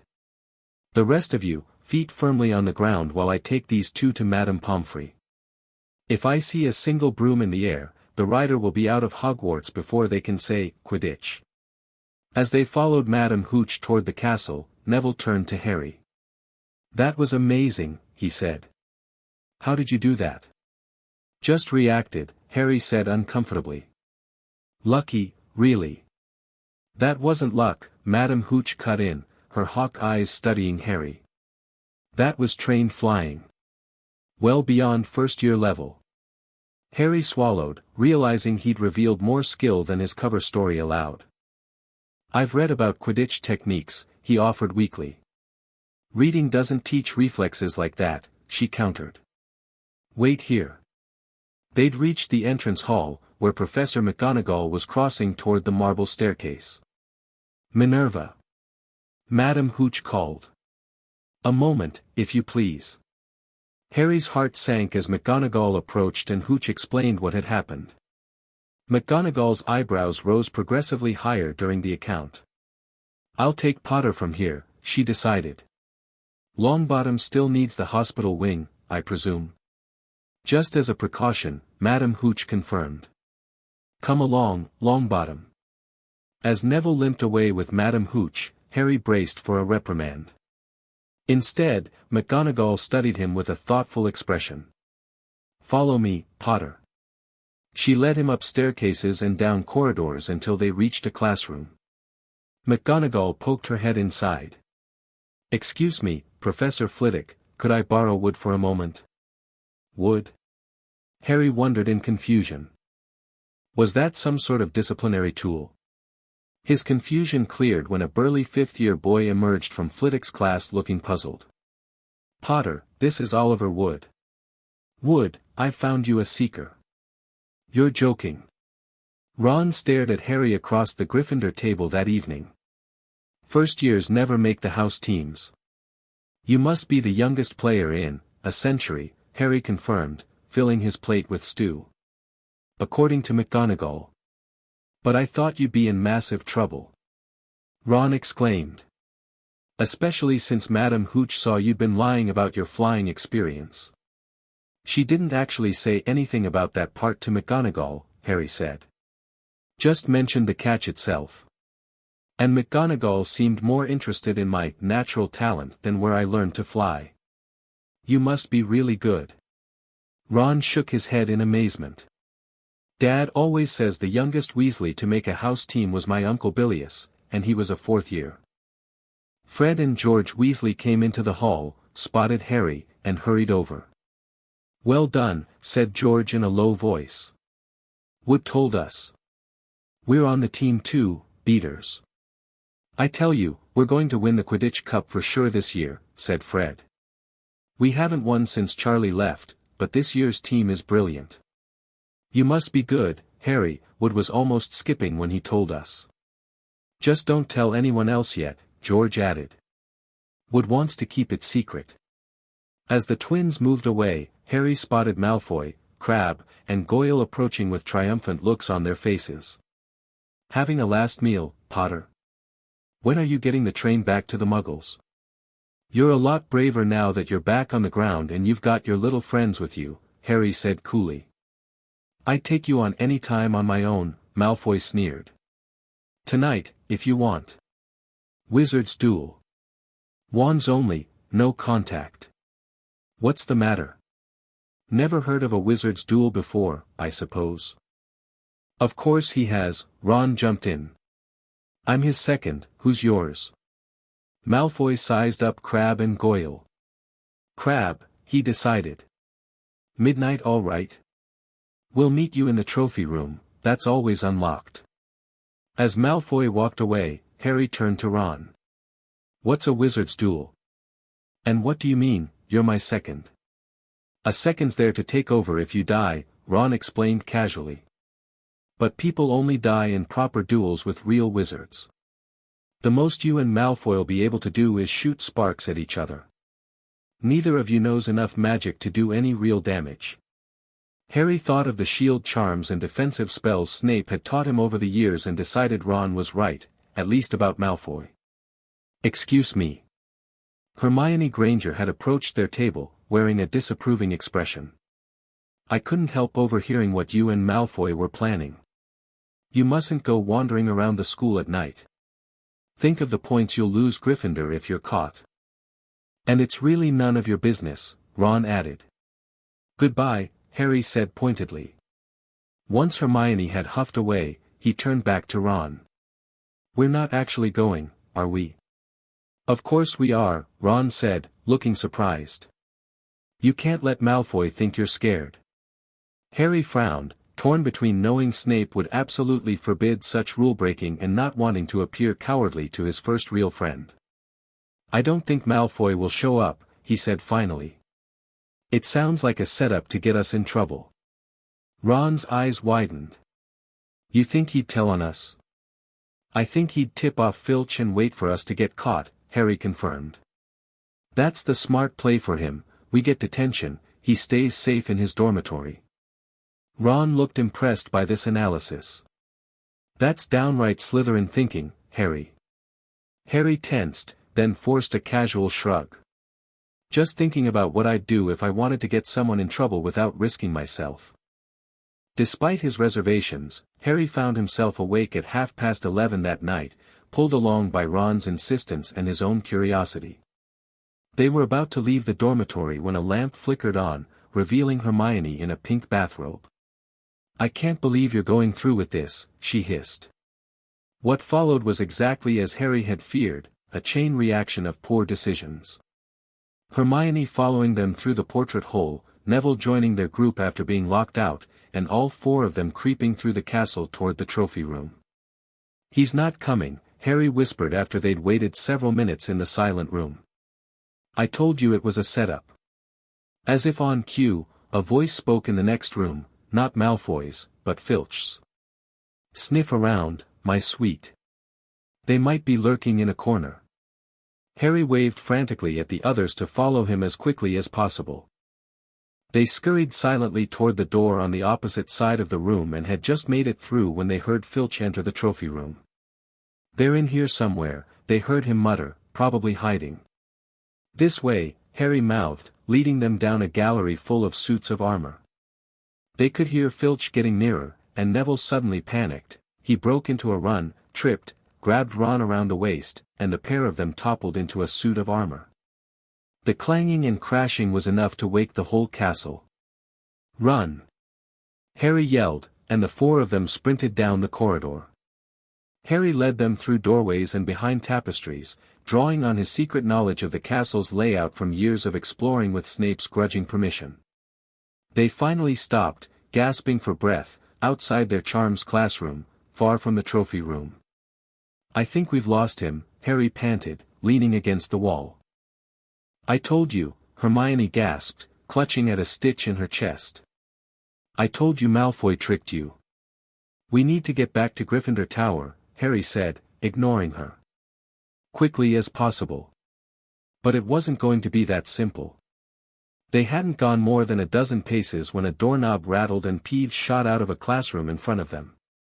The poltergeist's gleeful shout brought Filch running, forcing them to dash through the forbidden corridor on the third floor, where they found themselves facing a massive three-headed dog guarding a trapdoor. Back in the common room, safe at last, Harry's mind raced with questions. A three-headed dog. A trapdoor. The forbidden corridor Dumbledore had warned them about at the welcoming feast. What do they think they're doing, keeping a thing like that locked up in a school? Ron wondered, still breathless from their escape. You don't use your eyes, do you? Hermione snapped. Didn't you see what it was standing on? The floor. Harry suggested, though he'd noticed the trapdoor as well. No, a trapdoor. It's obviously guarding something. As Ron and Hermione bickered their way up to their dormitories, Harry remained in the common room, staring into the dying fire. The third-floor corridor, strictly forbidden unless you wish to die a painful death, Dumbledore's words at the feast. A three-headed dog guarding something. Harry had a sinking feeling he knew whom he needed to ask about this, and equally, how impossible that conversation would be given their current public dynamic. A week later, Harry received his first broomstick, a Nimbus 2000 delivered at breakfast by 6 screech owls. The attached note read simply, "Do not make me regret this exception to first-year restrictions. Professor M. McGonagall." Malfoy's outrage at seeing the package only sweetened Harry's excitement, until a second owl dropped a small note beside his plate. The handwriting was familiar, small, cramped, and precise. My office. 8 p.m. Do not bring company. Harry quickly pocketed the note before Ron could see it. This would be their first private meeting since term began, and Harry suspected it wasn't going to be pleasant. At 5 minutes to 8, Harry made his excuses to Ron, forgot a book in the library, and headed down to the dungeons. He knocked on Snape's office door with uncharacteristic hesitation. Enter, came the familiar voice. Snape sat behind his desk, marking essays with vicious slashes of red ink. He didn't look up as Harry closed the door behind him. Sit. Harry took the hard wooden chair opposite the desk, waiting in silence as Snape finished butchering what appeared to be a third year's homework. Finally, Snape set down his quill and looked up, his black eyes unreadable. Explain, he said simply. Which part? Harry asked cautiously. Let's begin with your midnight wanderings, Snape suggested, his voice dangerously soft. Followed by your apparent inability to recognize a forbidden corridor. Then we might discuss your sudden appointment to the Gryffindor Quidditch team, despite your supposed limited flying experience. Harry winced. You know about all that? I am a head of house, Potter. There is little that occurs in this castle without my knowledge. The use of his surname in private told Harry exactly how displeased Snape was. He decided honesty was his only viable approach. Malfoy challenged me to a duel, he began. Ron accepted before I could say anything. I knew it was probably a trap, but your pride prevented you from simply ignoring the challenge, Snape finished coldly. Not pride, Harry argued. I didn't want to seem suspicious. What first year who supposedly knows nothing about the wizarding world would understand it was a setup? Snape's eyebrows rose fractionally. An interesting justification. And the flying incident? Neville was falling, Harry said defensively. I reacted. Was I supposed to let him break his neck? You were supposed to maintain your cover, Snape countered, though with less heat. Your reaction revealed years of training no Muggle-raised child could possess. McGonagall didn't seem suspicious, Harry pointed out. Just excited about finding a seeker. Minerva's Quidditch obsession has temporarily overridden her usual perception, Snape agreed sourly. A fortunate coincidence for you, if inconvenient for those hoping to beat Gryffindor this year. Harry couldn't help a small smile at the grudging acknowledgement of his skill. Are you going to tell me to refuse the position? Would you obey if I did? Snape challenged. Harry hesitated. I don't want to disappoint you, he said carefully. But I really want to play. Something flickered in Snape's expression, perhaps surprise at Harry's honesty, or recognition of the dilemma Harry faced trying to balance his guardian's expectations with establishing his own identity at Hogwarts. The position is yours, Snape said finally. I suggest you play well enough to justify McGonagall's favoritism. Thank you, Harry said sincerely. Don't thank me yet, Snape warned. We still have the matter of your discovery in the third-floor corridor. Harry straightened in his chair. The three-headed dog is guarding something. There's a trapdoor under its feet. Snape's eyes narrowed. And this conclusion led you to what action? Nothing yet, Harry admitted. But it seems strange, doesn't it? Keeping something that dangerous in a school. The security of Hogwarts is not your concern, Snape said sharply. But, this is not a discussion, Potter, Snape cut him off. You will stay away from the third floor. You will refrain from further nighttime excursions.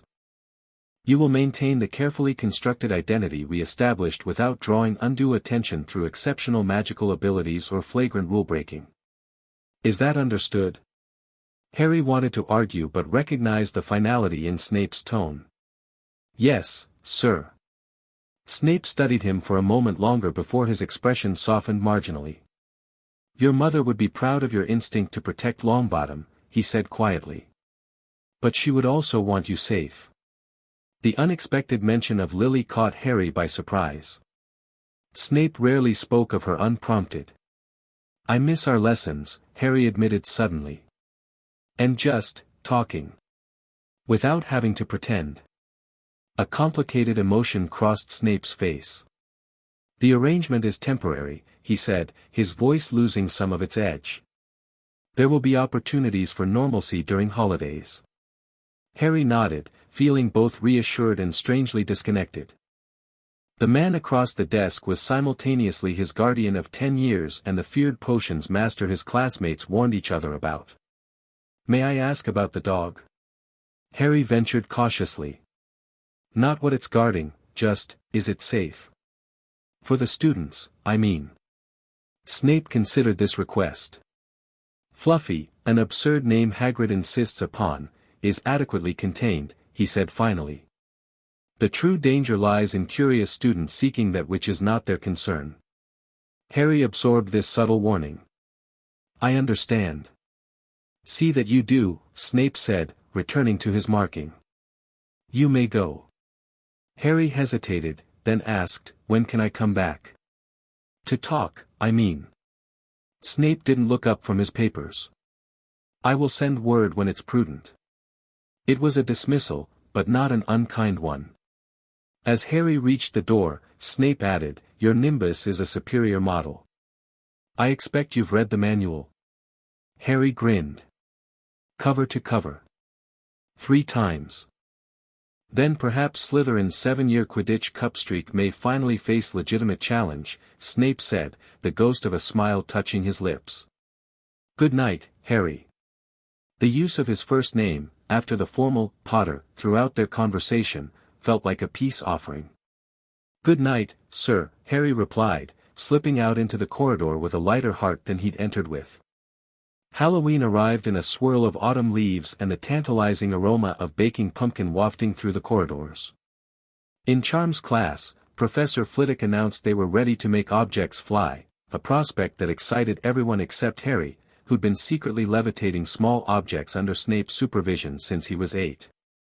Paired with Seamus Finnegan, Harry deliberately held back, allowing Seamus several attempts before offering suggestions on wrist movement.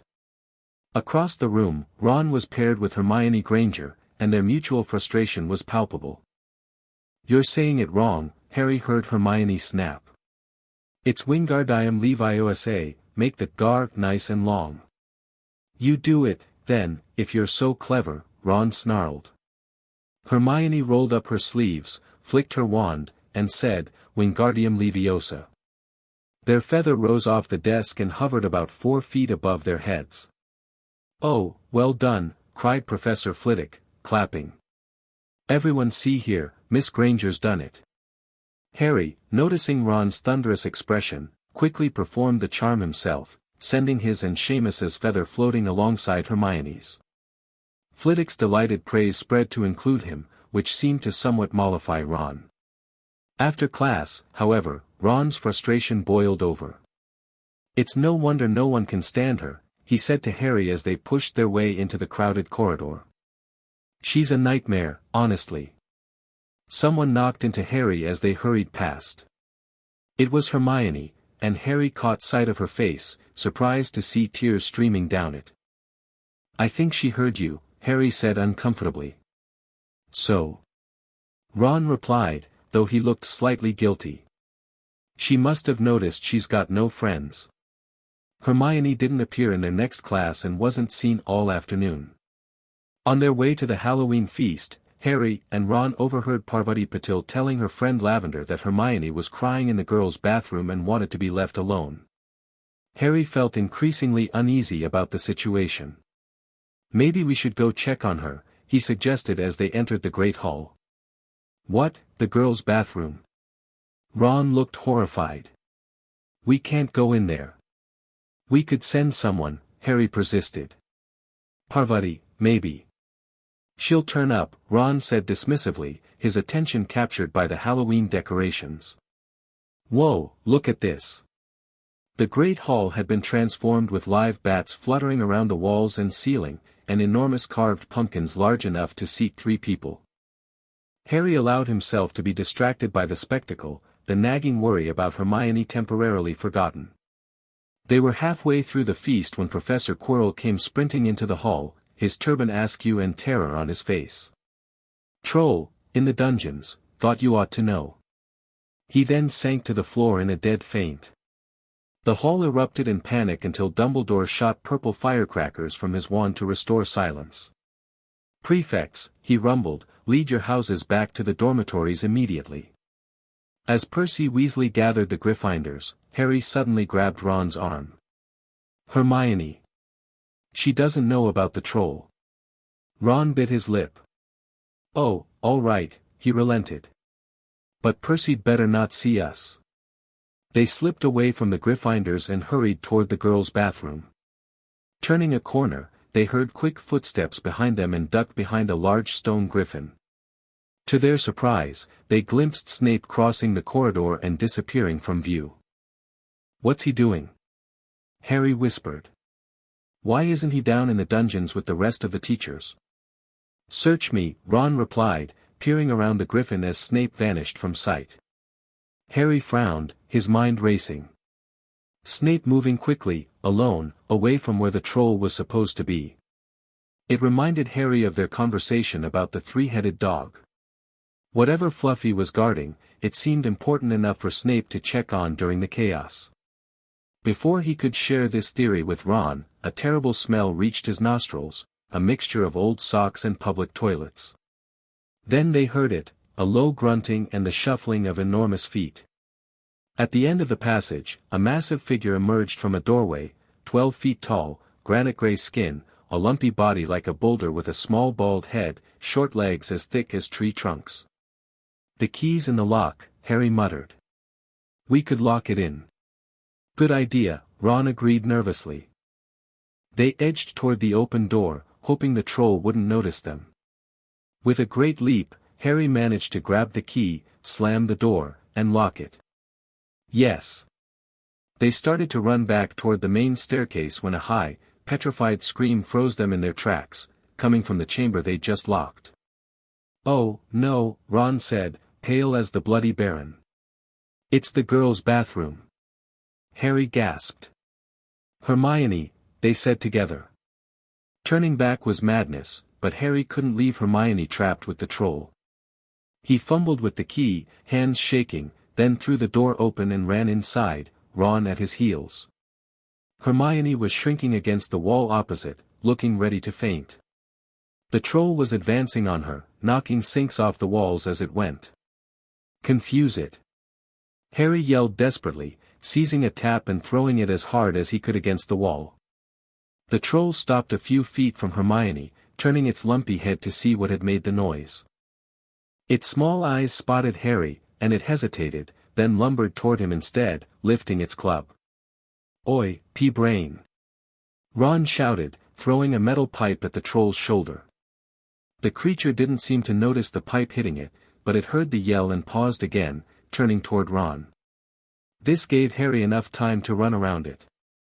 "Come on, run, run," he yelled to Hermione, pulling her toward the door, but she couldn't move, still flat against the wall in terror. The shouting and echoes seemed to be driving the troll berserk. It roared and started toward Ron, who was nearest and had no way to escape. Harry did the first thing that came to mind, something Snape would have absolutely forbidden. He took a running jump and managed to fasten his arms around the troll's neck from behind. The troll couldn't feel Harry hanging there, but even a troll would notice a wand being stuck up its nose, which is exactly what happened when Harry's wand, still clutched in his hand, went straight into one of the troll's nostrils. Howling with pain, the troll twisted and flailed with its club, with Harry clinging on for dear life. Any second, the troll was going to rip him off or catch him with a terrible blow from its club. Hermione had sunk to the floor in fright. Ron pulled out his own wand and cried the first spell that came into his head, Wingardium Leviosa. The club flew suddenly out of the troll's hand, rose high into the air, turned slowly over, and dropped, with a sickening crack, onto its owner's head. The troll swayed on the spot and then fell flat on its face with a thud that made the whole room tremble. Harry got to his feet, shaking and out of breath.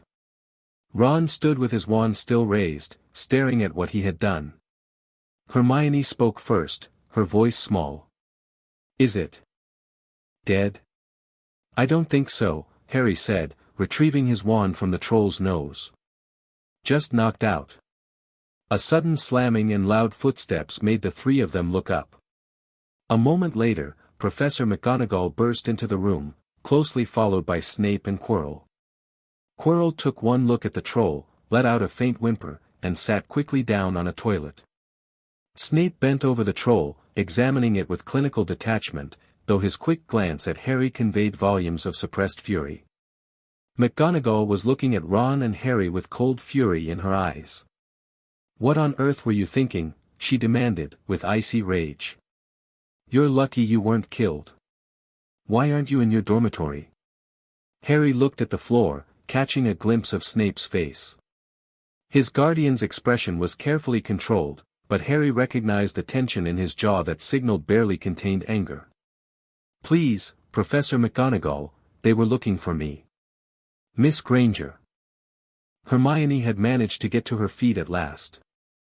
I went looking for the troll because I thought I could deal with it on my own, you know, because I've read all about them. Harry nearly dropped his wand in shock. Hermione Granger, telling a downright lie to a teacher. If they hadn't found me, I'd be dead now, she continued. Harry stuck his wand up its nose and Ron knocked it out with its own club. They didn't have time to come and fetch anyone. It was about to finish me off when they arrived. Harry and Ron tried to look as though this story wasn't new to them. Well, in that case. McGonagall said, staring at the three of them. Miss Granger, you foolish girl, how could you think of tackling a mountain troll on your own? Hermione hung her head, and Harry was speechless. Hermione was the last person to break rules, and here she was, pretending she had, to get them out of trouble. Miss Granger, 5 points will be taken from Gryffindor for this, said Professor McGonagall. I'm very disappointed in you. If you're not hurt at all, you'd better get off to Gryffindor Tower. Students are finishing the feast in their houses. Hermione left, and McGonagall turned to Harry and Ron. Well, I still say you were lucky, but not many first years could have taken on a full-grown mountain troll. You each win Gryffindor 5 points. Professor Dumbledore will be informed of this. You may go. They hurried out of the chamber, not speaking until they'd climbed 2 floors up. Away from the smell of troll, Harry finally found his voice. We should have gotten more than 10 points. 5, you mean, once she's taken off Hermione's, Ron corrected. It was nice of her to get us out of trouble like that, Harry acknowledged. Mind you, we did save her. She might not have needed saving if we hadn't locked the thing in with her, Ron admitted. As they reached the portrait hole, Harry noticed a small note tucked into his pocket that hadn't been there before. He waited until they'd entered the common room, filled with people and food sent up from the kitchens, before slipping into a corner to read it. My quarters. After breakfast tomorrow. Alone. Non-negotiable. Harry swallowed hard, pocketing the note. Tomorrow was going to be unpleasant. Snape's private quarters were exactly as Harry remembered them, though it felt strange to approach them openly through the potions classroom rather than via their private passage. He knocked tentatively on the hidden door, which swung open immediately. Snape stood in the center of the room, arms crossed, face impassive. Enter. Harry stepped inside, the door closing automatically behind him. The familiarity of the room, the worn sofa where he'd spent countless evenings reading, the small dining table where they'd shared meals, the bookshelves filled with volumes he'd been both encouraged and forbidden to touch, made his current situation all the more uncomfortable. Sir, sit, Snape interrupted, pointing to the sofa. Harry sat, bracing himself. Snape remained standing, looking down at him with unreadable eyes.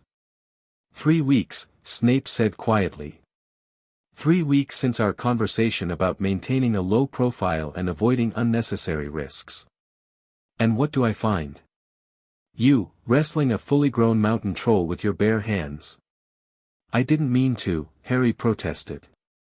It just happened. Things don't just happen, Potter, Snape snapped. You made a series of decisions, each more reckless than the last.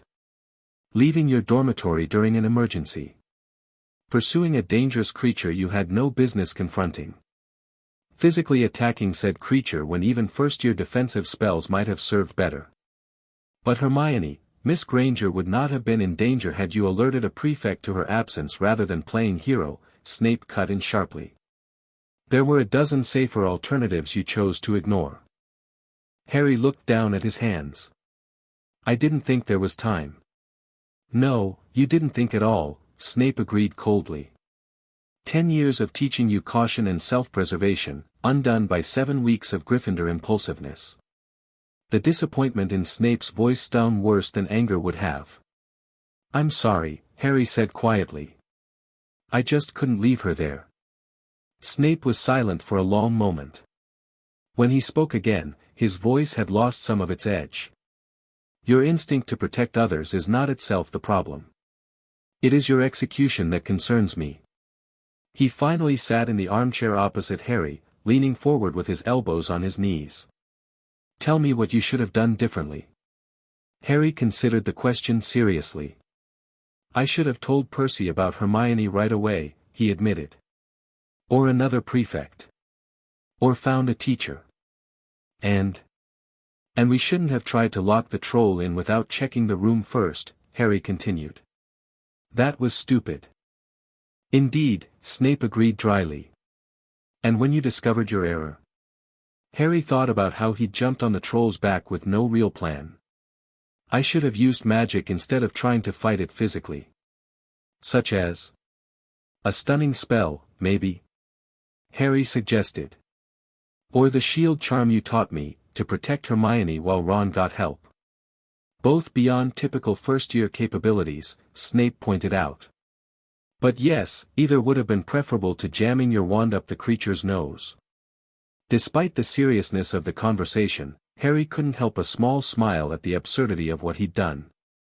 To his surprise, Snape's lips quirked slightly in response. It wasn't my finest moment, Harry acknowledged. That, Snape said dryly, is an understatement. The tension in the room eased marginally.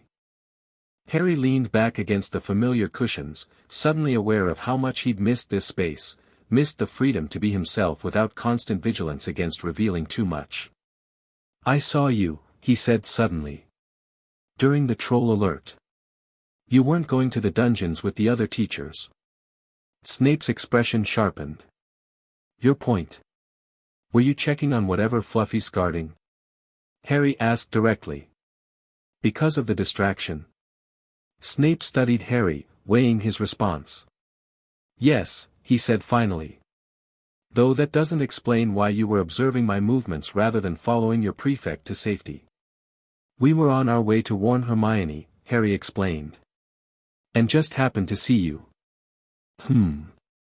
Snape didn't look entirely convinced. And what conclusions have you drawn from this observation? Harry chose his words carefully. That whatever's being hidden is really important. Important enough that someone might use the troll as a distraction to try to steal it. And who do you imagine this someone might be? Snape asked, his voice dangerously soft. Harry hesitated. I don't know, he admitted. But whoever it is would need to know about Fluffy, and how to get past him. A reasonable deduction, Snape acknowledged. And one that should lead you to a single conclusion: this matter is far beyond a first-year student's concern. But, no, Harry, Snape said firmly.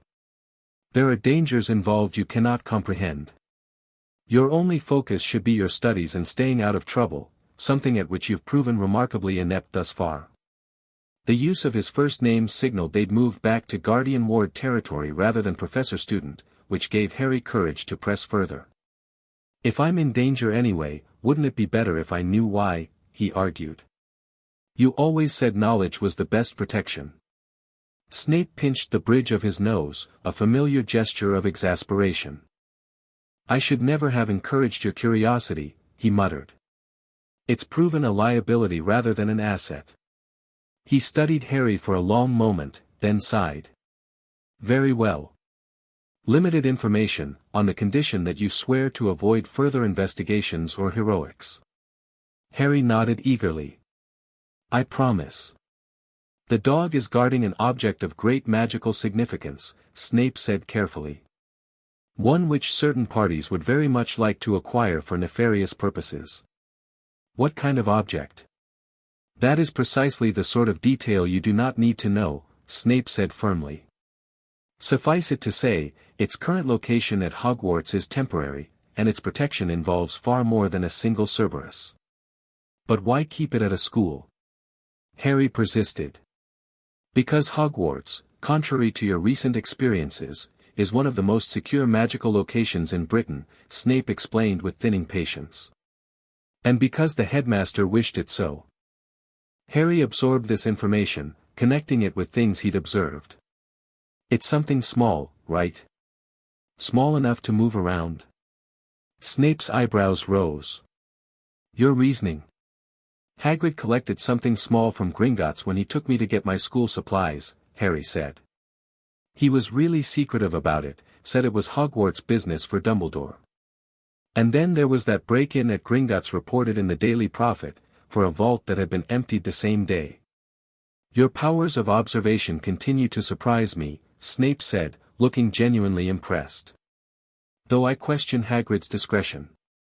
He didn't tell me what it was, Harry clarified quickly, not wanting to get Hagrid in trouble. I just noticed. Regardless, this is where your investigation ends, Snape said firmly. The object is well protected, and the staff is aware of potential threats. Your only concern should be maintaining your coursework and surviving your first Quidditch match next week. Harry nodded, recognizing the change of subject as deliberate. Are you going to referee? He asked, half joking. Snape's lip curled. And deny Madame Hooch her opportunity to witness Slytherin's inevitable victory? I think not. Harry grinned, relieved to see this glimpse of the familiar dry humor that rarely appeared in Snape's classroom persona. Gryffindor might surprise you. I've had quite enough surprises from you this term, Snape replied, though without real heat. Speaking of which, your friendship with Miss Granger appears to have developed suddenly. After the troll, yeah, Harry confirmed. Hard not to become friends after something like that. Indeed. Snape studied Harry thoughtfully. Miss Granger is unusually perceptive. I suggest caution in what you reveal to her. She's already suspicious about how much I know, Harry admitted. Especially in potions. Then I recommend occasional errors in my class, Snape advised. Nothing dramatic, but enough to suggest normal first-year limitations. Harry nodded, though the idea of deliberately performing below his abilities felt wrong. Can I visit again? Before holidays, I mean. Snape considered this. Arranging plausible excuses for regular visits would be challenging, he said slowly.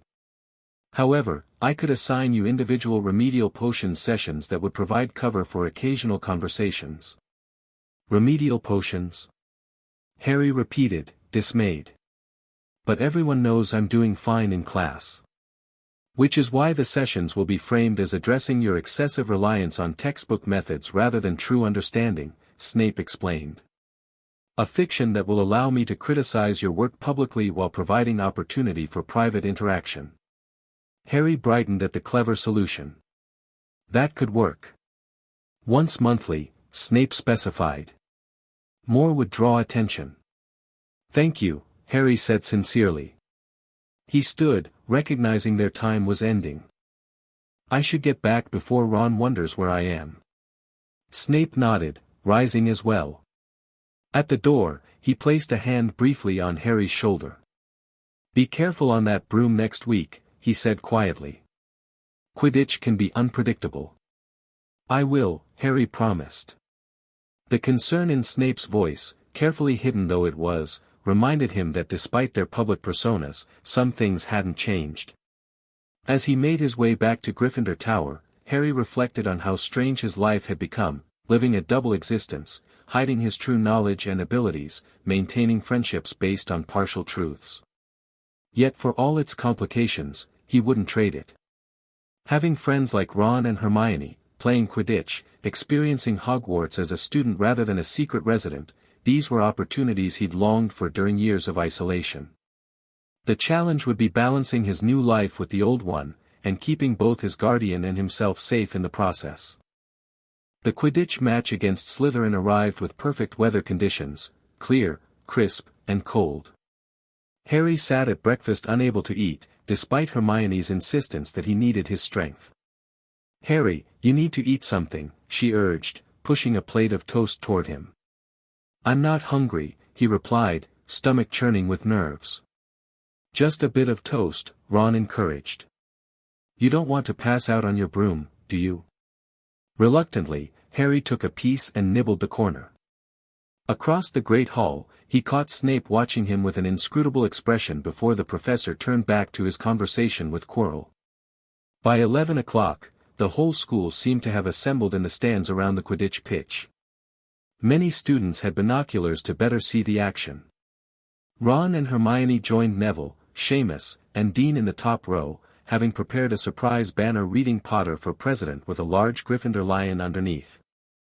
Dean, who was good at drawing, had painted the lion, while Hermione had performed a tricky charm to make the paint flash different colors. In the locker room, Wood gave his final instructions while Harry changed into his scarlet Quidditch robes, trying to calm his racing heart. He'd flown countless times in private, but never with an audience, never in a real match with actual competition. "Nervous, Harry?" Wood asked, noticing his pale face. "A bit," Harry admitted. "That's normal," Wood assured him. "I still get butterflies before every match. But once you're in the air, it'll all fade away. Just focus on finding that snitch." They walked out onto the pitch to loud cheers. Madame Hooch stood in the center of the field, her broom in hand, waiting for the two teams. "Now, I want a nice fair game, all of you," she said once they'd gathered around her.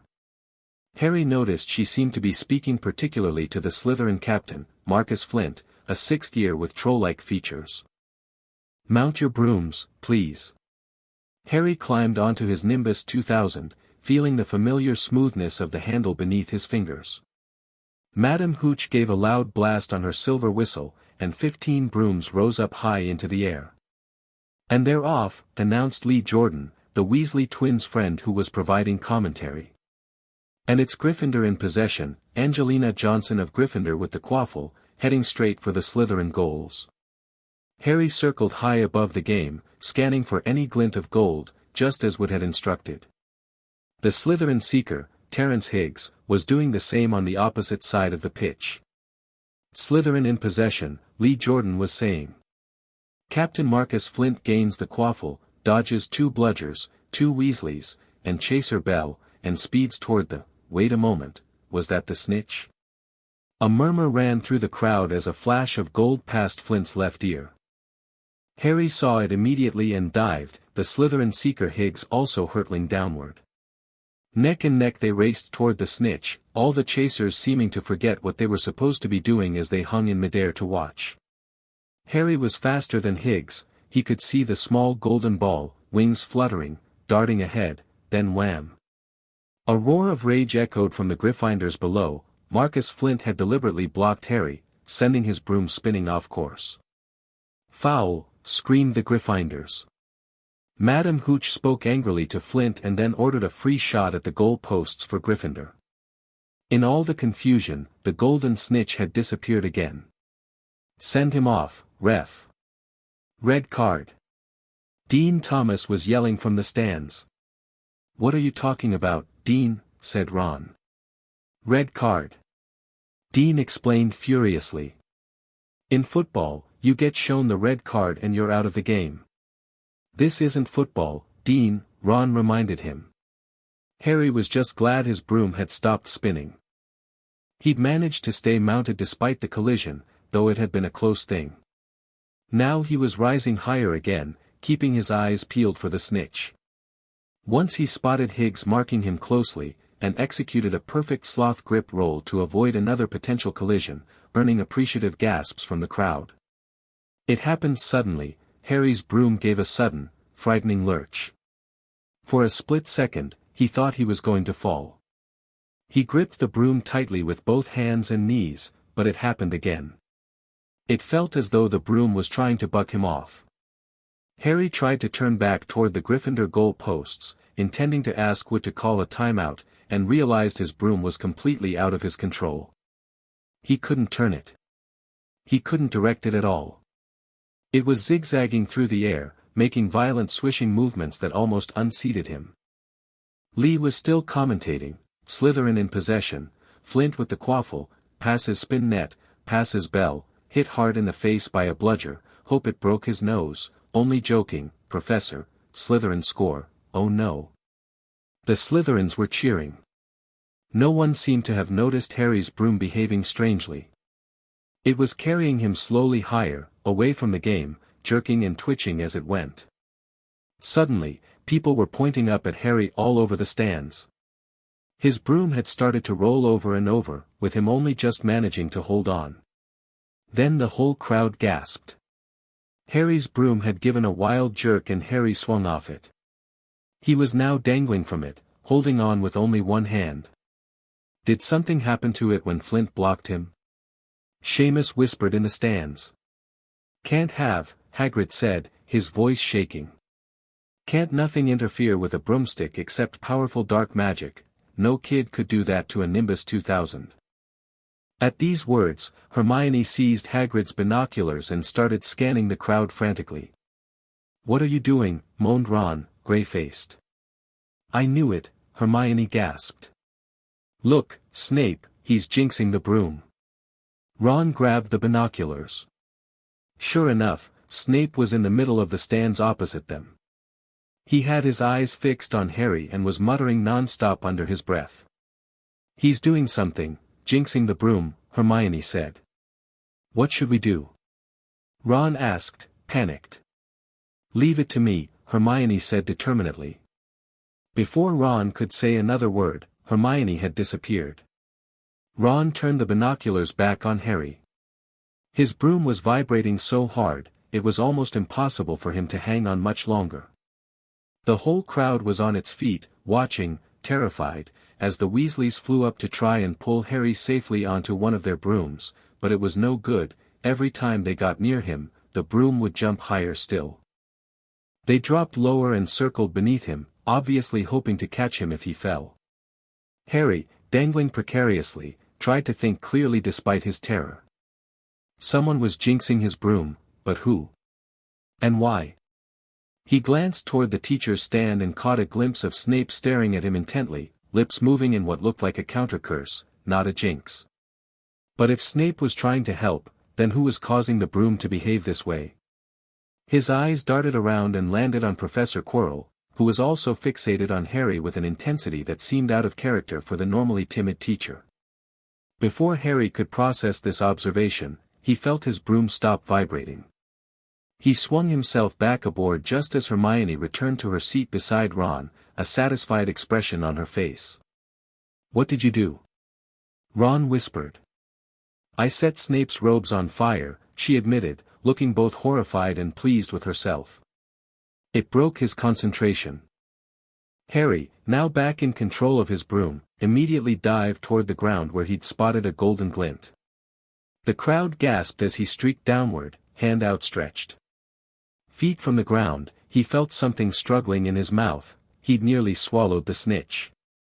He hit the ground on all fours, coughed, and the snitch fell into his hand. I've got the snitch, he shouted, waving it above his head, and the game ended in complete confusion. He didn't catch it, he nearly swallowed it. Flint was still howling 20 minutes later, but it made no difference. Harry hadn't broken any rules, and Lee Jordan was still happily shouting the results. Gryffindor had won by 170 points to 60. Harry, meanwhile, was being made a cup of strong tea in Hagrid's hut, with Ron and Hermione. It was Snape, Ron was explaining to Hagrid. Hermione and I saw him. He was cursing your broomstick, muttering, he wouldn't take his eyes off you. Rubbish, Hagrid replied, who hadn't heard a word of what had gone on next to him in the stands. Why would Snape do something like that? Harry exchanged a look with his friends. What should he say? He knew Snape hadn't been jinxing his broom, had in fact been trying to protect him, but how could he explain this without revealing his relationship with his guardian? I found out something about him, he said finally, choosing his words carefully. He tried to get past that three-headed dog on Halloween. It bit him. We think he was trying to steal whatever it's guarding. Hagrid dropped the teapot. How do you know about Fluffy? Fluffy? Ron echoed incredulously. Yeah, he's mine, bought him off a Greek chappie I met in the pub last year. I lent him to Dumbledore to guard the, yes. Harry prompted eagerly. Now, don't ask me any more, Hagrid said gruffly. That's top secret, that is. But Snape's trying to steal it, Hermione insisted. Rubbish, Hagrid repeated. Snape's a Hogwarts teacher, he'd do nothing of the sort. So why did he just try to kill Harry? Hermione demanded. I know a jinx when I see one, Hagrid. I've read all about them. You've got to keep eye contact, and Snape wasn't blinking at all, I saw him. I'm tellin', yeah, you're wrong. Hagrid said hotly. I don't know why Harry's broom acted like that, but Snape wouldn't try and kill a student. Now, listen to me, all three of ya, you're meddlin' in things that don't concern ya. It's dangerous.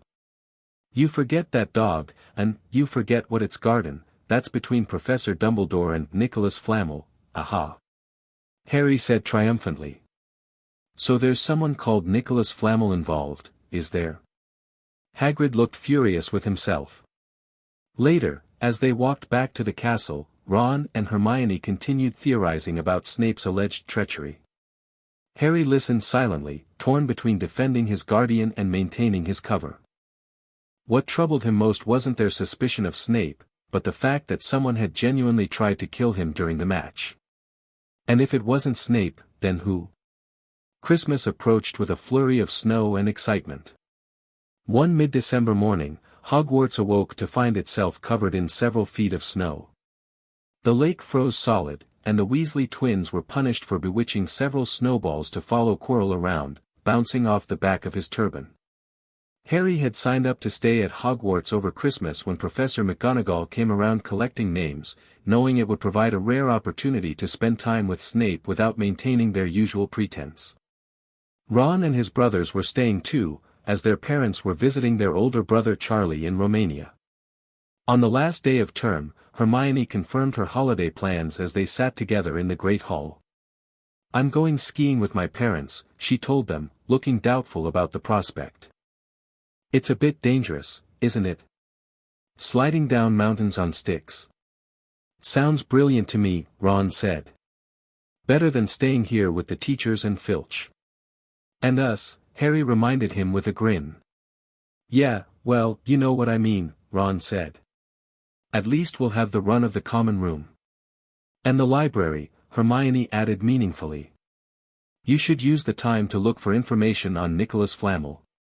Since their conversation with Hagrid, they've been searching for references to Flamel without success. Harry, of course, could have simply asked Snape, but that would have required explaining how he knew to ask in the first place. We've looked 100 times, Ron complained. Not in the restricted section, Hermione whispered. That's where the answers will be. No chance without a signed note, Harry said regretfully. No teacher would give us permission to check those books without a legitimate reason. Once Hermione had left for the holidays, the Christmas break proved to be everything Harry had hoped. With the castle nearly empty, he could move about more freely, and Snape had arranged for him to visit their private quarters under the pretext of organizing ingredients for next term's lessons, a task few would envy, providing perfect cover. On Christmas Eve, Harry returned to Gryffindor Tower after an evening spent in comfortable silence with Snape, both reading by the fire as they had countless times over the years. The familiar routine had eased an ache Harry hadn't realized he'd been carrying. Where've you been? Ron asked as Harry climbed through the portrait hole. You missed the epic chess tournament. I crushed everyone. Detention with Snape, Harry lied smoothly. Rearranging potion ingredients by toxicity levels. Thrilling stuff. On Christmas Eve? Ron looked outraged. That's inhuman, that is. Harry shrugged.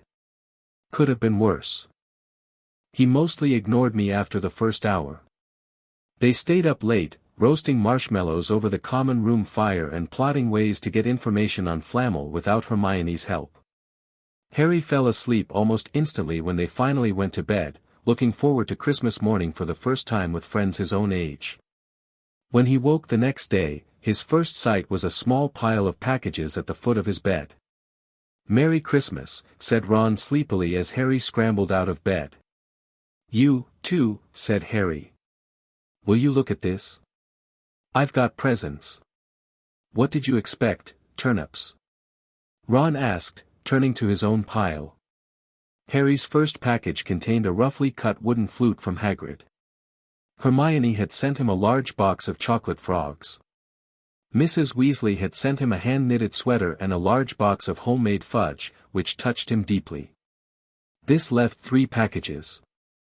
The first was a small, rectangular box that Harry recognized immediately. The precise folds of the emerald paper and the impeccable silver bow were unmistakably Snape's work.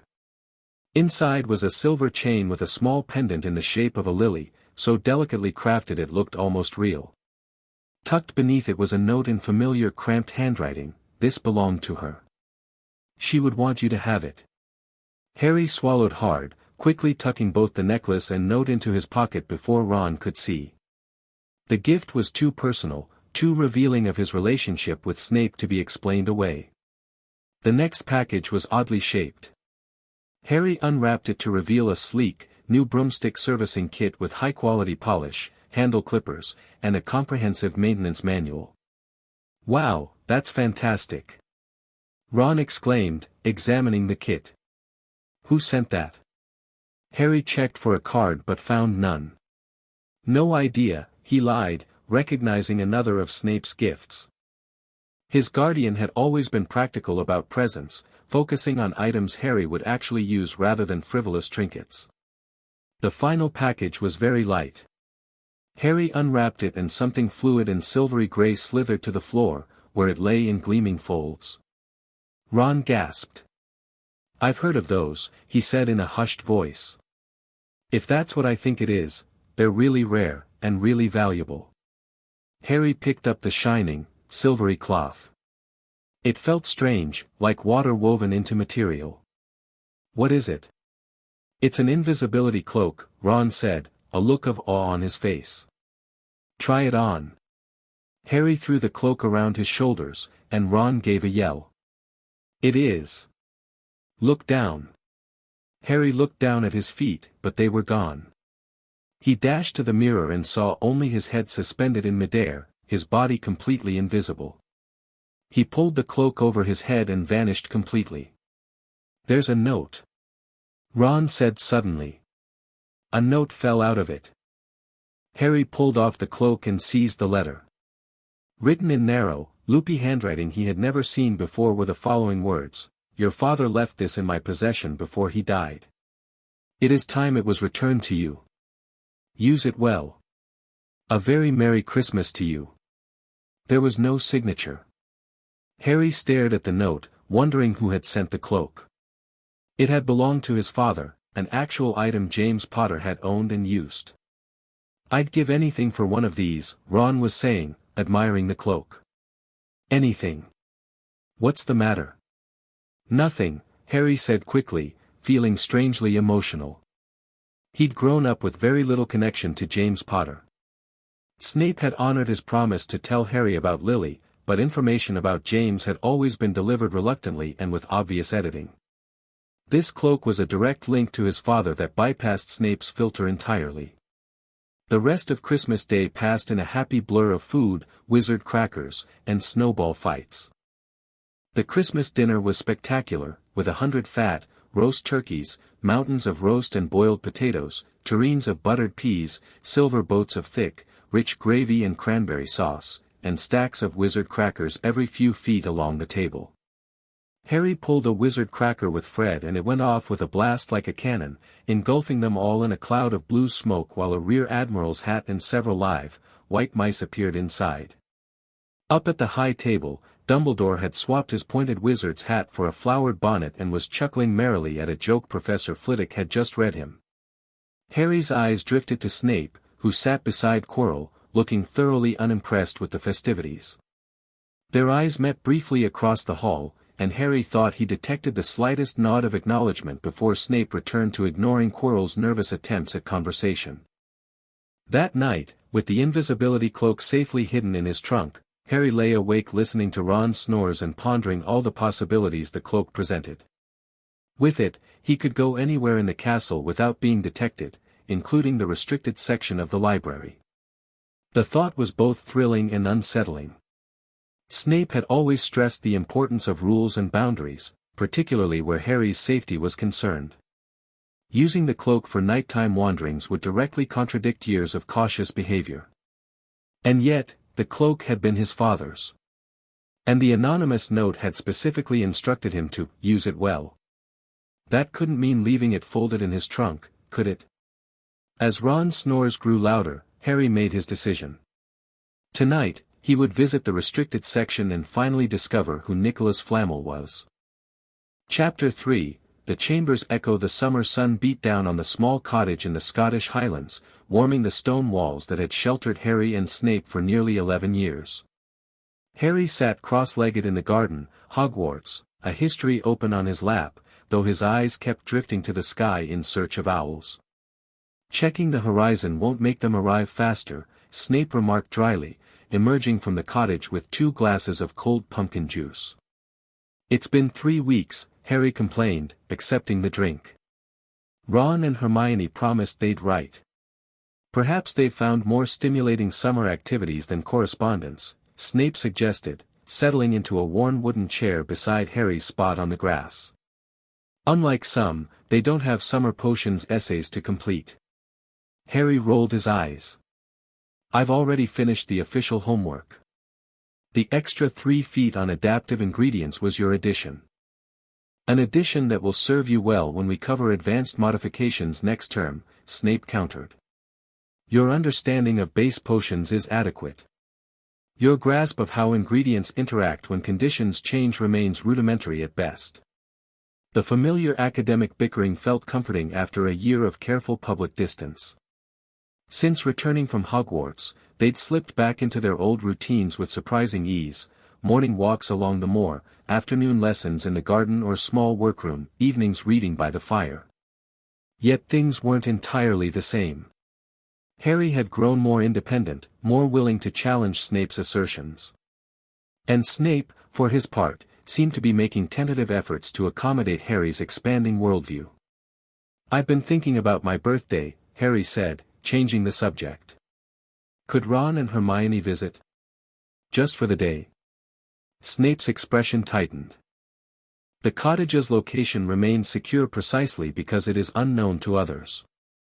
We could meet somewhere else, Harry suggested quickly. Diagon Alley maybe? I need new school supplies anyway. And how would you explain my presence to your friends? Snape asked with a raised eyebrow. Harry had considered this problem. We could say Dumbledore arranged for you to escort me for security reasons. After what happened with Quirrell and the stone, it wouldn't seem that strange. The mention of Quirrell made Snape's expression darken. The confrontation with the defense professor at the end of term, revealing him to be hosting Voldemort's consciousness, had confirmed Snape's worst fears about the Dark Lord's continued existence. Only Harry's luck and Dumbledore's timely arrival had prevented disaster. Perhaps, Snape said finally, surprising Harry with this concession. I will discuss arrangements with the headmaster. Harry brightened immediately. Really? Brilliant. Under specific conditions, Snape added quickly. Limited duration. Public location. And I will maintain an appropriate distance to preserve our established dynamic. You mean you'll still pretend to barely tolerate me, Harry translated with a grin. I don't recall specifying that any pretense would be required, Snape replied, though the slight upturn at the corner of his mouth betrayed him. Harry laughed, then sobered as another thought struck him. What about my Hogwarts letter? Shouldn't it have come by now? School correspondence is typically distributed in the final week of July, Snape assured him. Your concerns are premature. Harry nodded, but couldn't shake a nagging worry.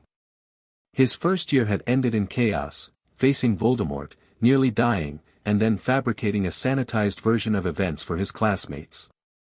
What if Dumbledore had decided he was too much trouble to keep at Hogwarts? Before he could voice these concerns, a distinctive pop of apparition sounded from the front of the cottage. Snape was on his feet instantly, wand drawn. Inside, he ordered. Now. Harry didn't argue, recognizing the tension in Snape's posture. He slipped through the back door and positioned himself by the kitchen window, which offered a partial view of the front garden. Snape had vanished around the side of the house, moving with the silent efficiency that still sometimes startled Harry. A moment later, Harry heard Snape's voice, cold and formal. Headmaster. This is unexpected. Dumbledore.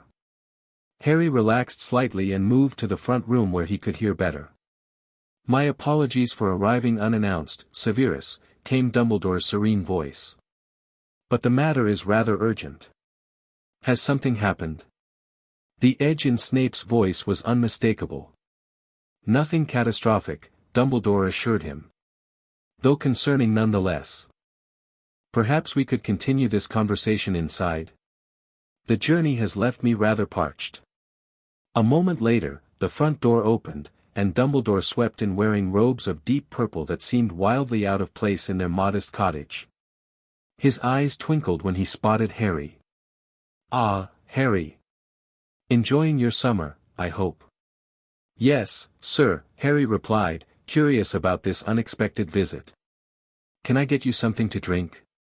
A cup of tea would be most welcome, Dumbledore said, settling into their most comfortable armchair without invitation. Snape followed, his expression guarded as he watched Harry prepare the tea. Once they were all seated with steaming cups, Dumbledore addressed Harry directly. I understand you've been waiting for correspondence from your friends, he said. Harry straightened. Have you seen Ron and Hermione? Are they okay? Miss Granger is perfectly well, Dumbledore assured him. Currently enjoying a family holiday in France, I believe. Mr. Weasley, however, has raised some concerns about your welfare. What? Harry asked, confused. Why would he be worried about me? It seems his numerous letters to you have gone unanswered, Dumbledore explained. As have Miss Granger's. When combined with your unusual living arrangements last summer, Mr. Weasley has developed rather creative theories about your current situation. Harry turned to Snape, who looked equally perplexed. But I haven't received any letters, Harry protested. Not from anyone. Precisely the issue that brings me here today, Dumbledore said, reaching into his robes and withdrawing a small cloth sack. This morning, while enjoying a particularly delightful raspberry tart for breakfast, I received a frantic message from Arthur Weasley. It seems his sons were planning a rather ill-advised rescue mission involving a flying automobile. Snape's teacup clattered against its saucer. A what? Indeed, Dumbledore confirmed, eyes twinkling despite his serious tone. Fortunately, Molly discovered their plans before they could be executed. When questioned, young Ronald explained that Harry had received none of his letters and must therefore be imprisoned or worse. But why haven't the owls reached us? Harry asked. The protective charms never blocked post before. An excellent question, Dumbledore agreed. Which led me to investigate personally. He opened the cloth sack and turned it upside down over the coffee table. At least a dozen crumpled letters tumbled out, along with several small packages. It seems someone has been intercepting Harry's mail. Harry stared at the pile in dismay. All of these were for me. But who would? A loud crack from the kitchen interrupted him. Snape was on his feet immediately, wand raised, but Dumbledore held up a hand. I believe we're about to meet our culprit, he said calmly. Harry followed their gaze to see a small creature with bat-like ears and bulging green eyes creeping into the room. It wore what appeared to be a filthy pillowcase with holes for its arms and legs. A house elf? Snape said incredulously. Here. The creature spotted Harry and its eyes grew even wider. With a squeal that was half terror, half delight, it rushed forward and stopped a few feet from Harry, bowing so low its long, thin nose touched the carpet. Harry Potter, it squeaked. So long has Dobby wanted to meet you, sir. Hello, Harry said, bewildered. You're Dobby. Dobby the house elf, yes, sir, the creature confirmed. Then its gaze fell upon the pile of letters, and it let out a wail of dismay. Oh no! Dobby has been discovered. It looked around frantically and, before anyone could stop it, began banging its head against the coffee table. Bad Dobby! Bad Dobby! Stop that at once! Snape snapped, catching the elf by its pillowcase and lifting it away from the furniture. Dobby dangled from Snape's grip, looking terrified but also somehow defiant. Dobby must punish himself, sir. Dobby has been very bad, intercepting Harry Potter's letters. So it was you, Harry said, pieces falling into place. But why? Sit, Snape ordered, depositing the elf onto a chair where it perched anxiously. Explain yourself. Dobby twisted his hands nervously. Dobby had to, sir. If Harry Potter thought his friends had forgotten him, Harry Potter might not want to go back to school. Harry stared at the elf in confusion. You don't want me to return to Hogwarts? Why? Ah, said Dumbledore softly. Now we come to it. Dobby looked from Dumbledore to Snape, then back to Harry, clearly torn between the compulsion to answer and some other constraint. There is a plot, he said finally.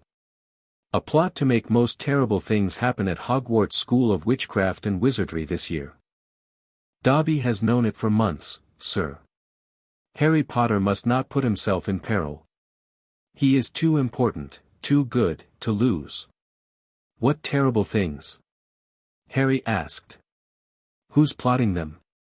Dobby made a strange choking noise and then, without warning, leapt up and began banging his head against the wall. Bad Dobby. Bad. This time Snape restrained the elf with magic, suspending him midair with a flick of his wand. Enough dramatics, he said coldly. Your loyalty clearly prevents you from naming your family. However, you can answer specific questions without betraying them. Is the Dark Lord involved in this plot? Dobby shook his head vigorously. Not he who must not be named, sir, not him. Harry exchanged a glance with Snape, remembering Dumbledore's warning that Voldemort would try to return. But this danger threatens the school as a whole, not just Harry. Dumbledore clarified. Dobby nodded emphatically.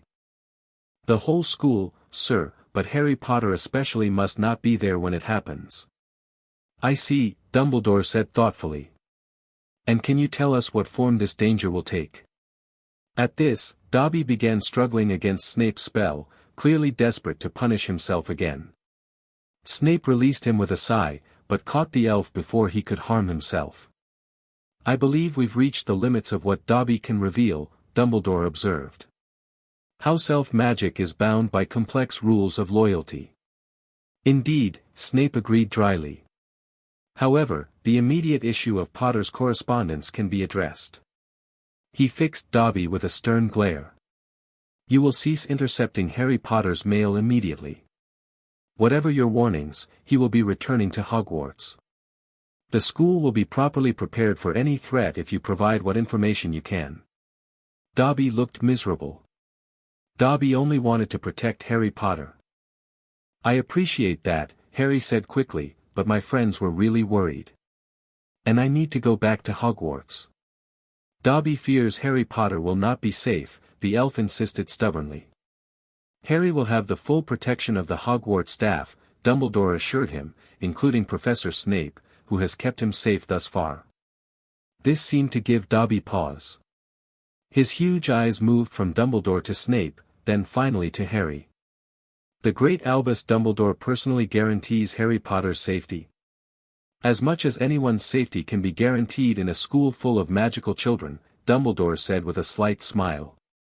We will be vigilant against any threat. Dobby hesitated, then nodded reluctantly. Very well. Dobby will no longer interfere with Harry Potter's post. He turned to Harry with a deep bow. But Harry Potter must be careful. Very, very careful. Before Harry could respond, there was another loud crack, and Dobby vanished. Dramatic exit, Snape commented dryly. Indeed, Dumbledore agreed, rising to his feet. Well, that resolves one matter at least. I'll inform Arthur that Harry is perfectly safe and that communication has been restored. He peered at Harry over his half-moon glasses. Perhaps you might write to young Ronald yourself. I believe a letter in your own hand would be most reassuring. Right away, Harry agreed, still processing the strange encounter. As Dumbledore prepared to leave, he paused at the door. Severus, a word. Snape nodded curtly.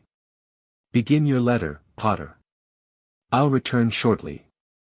Harry watched through the window as the two men walked to the edge of the garden, speaking in low voices he couldn't hear. Dumbledore's expression was grave, while Snape's grew increasingly rigid. Finally, Snape gave a sharp nod, and Dumbledore disapparated with a pop. When Snape returned, his face was unreadable. Well, he prompted. Your letter. I'll write it now, Harry said, grabbing parchment and a quill. What did Dumbledore say about Dobby's warning? That we will take appropriate precautions, Snape replied vaguely. The headmaster has his suspicions about the elf's family. Malfoy, Harry guessed, remembering the blonde boy's boasts about his family's house elves. It has to be. Snape's eyebrow rose. That is one possibility, he acknowledged. Though not one you should discuss openly at school. Harry nodded, understanding the warning. Do you think there's really a plot against Hogwarts? Snape considered the question carefully. House elves cannot directly lie to wizards, he said finally. If Dobby claims there is a plot, then he believes one exists. Whether his information is accurate or complete is another matter entirely. But we should be careful, Harry concluded. You should always be careful, Snape corrected. Regardless of cryptic warnings from other people's house elves. Harry grinned, relieved to see Snape's usual sardonic tone return. Whatever Dumbledore had said outside, it hadn't changed their immediate plans. So about my birthday. He began hopefully. Snape sighed. Yes, Potter. Your social gathering can proceed as discussed. However, he added, raising a finger in warning, at the first sign of trouble, it ends immediately. Is that clear? Crystal, Harry agreed, already mentally composing his letter to Ron with the good news. Whatever plot Dobby was warning about would have to wait. For now, Harry was simply looking forward to seeing his friends again. Diagon Alley bustled with back-to-school shoppers as Harry waited outside Florian Fortescue's ice cream parlor, scanning the crowd for familiar red hair.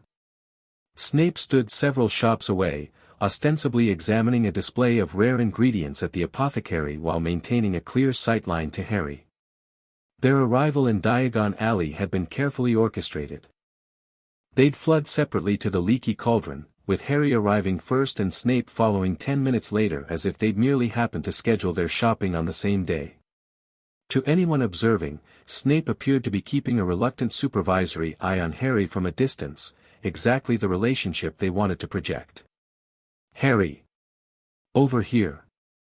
Harry turned to see Ron waving enthusiastically, pushing through the crowd with Hermione close behind. The sight of his friend sent a wave of happiness through him. Happy birthday! Hermione exclaimed, giving him a quick hug. We've been so worried. All those letters and no replies. I know, I'm sorry, Harry said. It wasn't my fault. This house elf named Dobby was intercepting my mail. A house elf? Ron looked bewildered. Why would a house elf care about your letters?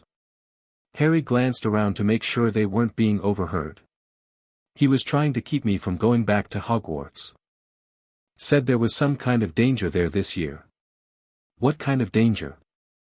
Hermione asked immediately. He couldn't say exactly, Harry admitted. But Dumbledore's taking it seriously. Dumbledore visited you? Ron sounded impressed. Where are you staying, anyway? Dad was about ready to send out a search party. Harry hesitated, conscious of Snape watching from a distance. With a guardian Dumbledore arranged, he said vaguely. For protection, you know, after what happened with Quirrell. This explanation seemed to satisfy his friends, who were quickly distracted by the prospect of ice cream and presents. Mum sent this, Ron said, handing over a clumsily wrapped package. And Fred and George threw in some stuff too, though she made them promise it wouldn't explode. Mrs. Weasley had baked Harry a birthday cake, decorated with 12 golden snitches. The twins had contributed an assortment of joke products from Gamble and Japes. Hermione's gift was a handsome quill set with ink that changed color depending on the writer's mood. This is brilliant, Harry said sincerely, touched by their thoughtfulness. Thanks, both of you. As they enjoyed their ice cream, Harry caught Hermione glancing repeatedly toward the apothecary where Snape was still pretending to examine ingredients. What's Snape doing here? She finally asked in a hushed voice. Harry shrugged, trying to appear casual. Probably getting supplies for next term. He lives somewhere in London, I think. He keeps looking over here, Ron noted uncomfortably. Probably making sure I'm not causing trouble, Harry suggested. Dumbledore probably told all the teachers to keep an eye out for me after what happened. Speaking of trouble, Hermione said, leaning forward, did you see the new Defense Against the Dark Arts books on our supply list? The entire Lockhart collection. I've read them all already, of course. He's done so many amazing things. Dad says he's a fraud, Ron countered. Reckons nobody could have done all that stuff. Your father shouldn't say such things, came a drawling voice behind them. Not when he can barely afford the real Lockhart books for his children. Draco Malfoy stood there, his pale, pointed face wearing its familiar sneer. Behind him loomed a tall man with the same white blonde hair and cold gray eyes, clearly his father. Ron, the man said silkily. Your father's been working overtime at the ministry, I hear. I do hope they're paying him for it. His gaze shifted to Harry, sharpening with interest. Ah, Harry Potter. Lucius Malfoy. We meet at last. He extended his hand, which Harry reluctantly shook. Malfoy's grip was cold and firm, his eyes assessing Harry with disturbing intensity. You bear the scar, I see, Malfoy observed, his gaze flicking to Harry's forehead. The mark of the wizard who disappeared. Voldemort, Harry said deliberately. Malfoy's lip curled slightly at the name, but his composure didn't break. Brave of you to speak it. Or perhaps merely foolish. I don't think there's anything brave about fearing a name, Harry replied evenly. Something dangerous flashed in Malfoy's eyes. Wisdom often begins with appropriate caution, Mr. Potter. A lesson you might benefit from. Harry doesn't need advice from people like you, Ron said hotly. Lucius Malfoy's gaze slid to Ron with undisguised contempt. The company one keeps reflects one's priorities, Potter. Some wizarding families are better examples than others. I think I can tell the good ones for myself, thanks, Harry said coolly. Before Malfoy could respond, a shadow fell across their table. Harry looked up to see Snape standing behind him, his expression carefully neutral. Lucius, Snape greeted, inclining his head slightly. What brings you to Diagon Alley today?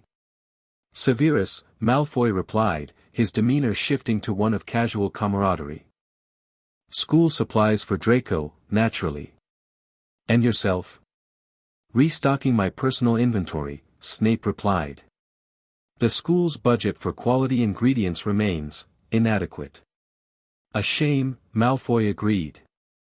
Though I'm surprised to find you socializing with Mr. Potter and his friends. Snape's lip curled. Hardly socializing. The headmaster has requested certain staff members monitor Potter's public appearances following last term's unfortunate events. A tedious assignment, but necessary. Harry had to admire Snape's performance, the perfect blend of disdain and duty that aligned perfectly with their cover story.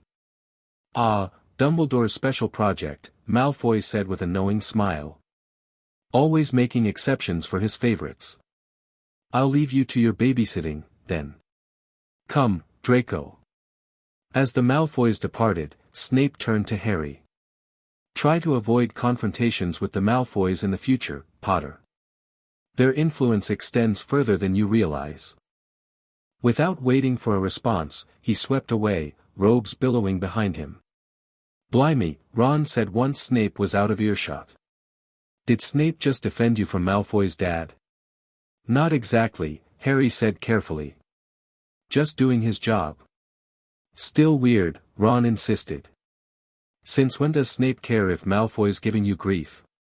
Professor Snape, Hermione corrected automatically. And he is a teacher, Ron. He's supposed to prevent students from being harassed.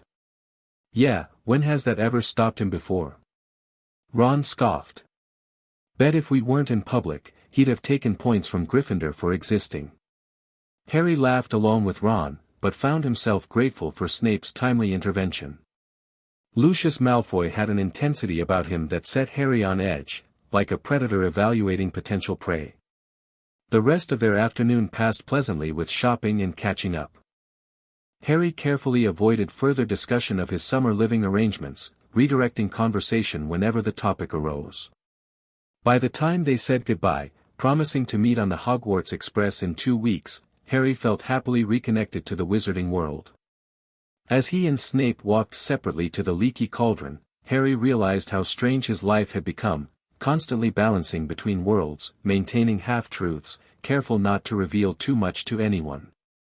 Sometimes it felt like he was living a double life worthy of one of Lockhart's adventure books.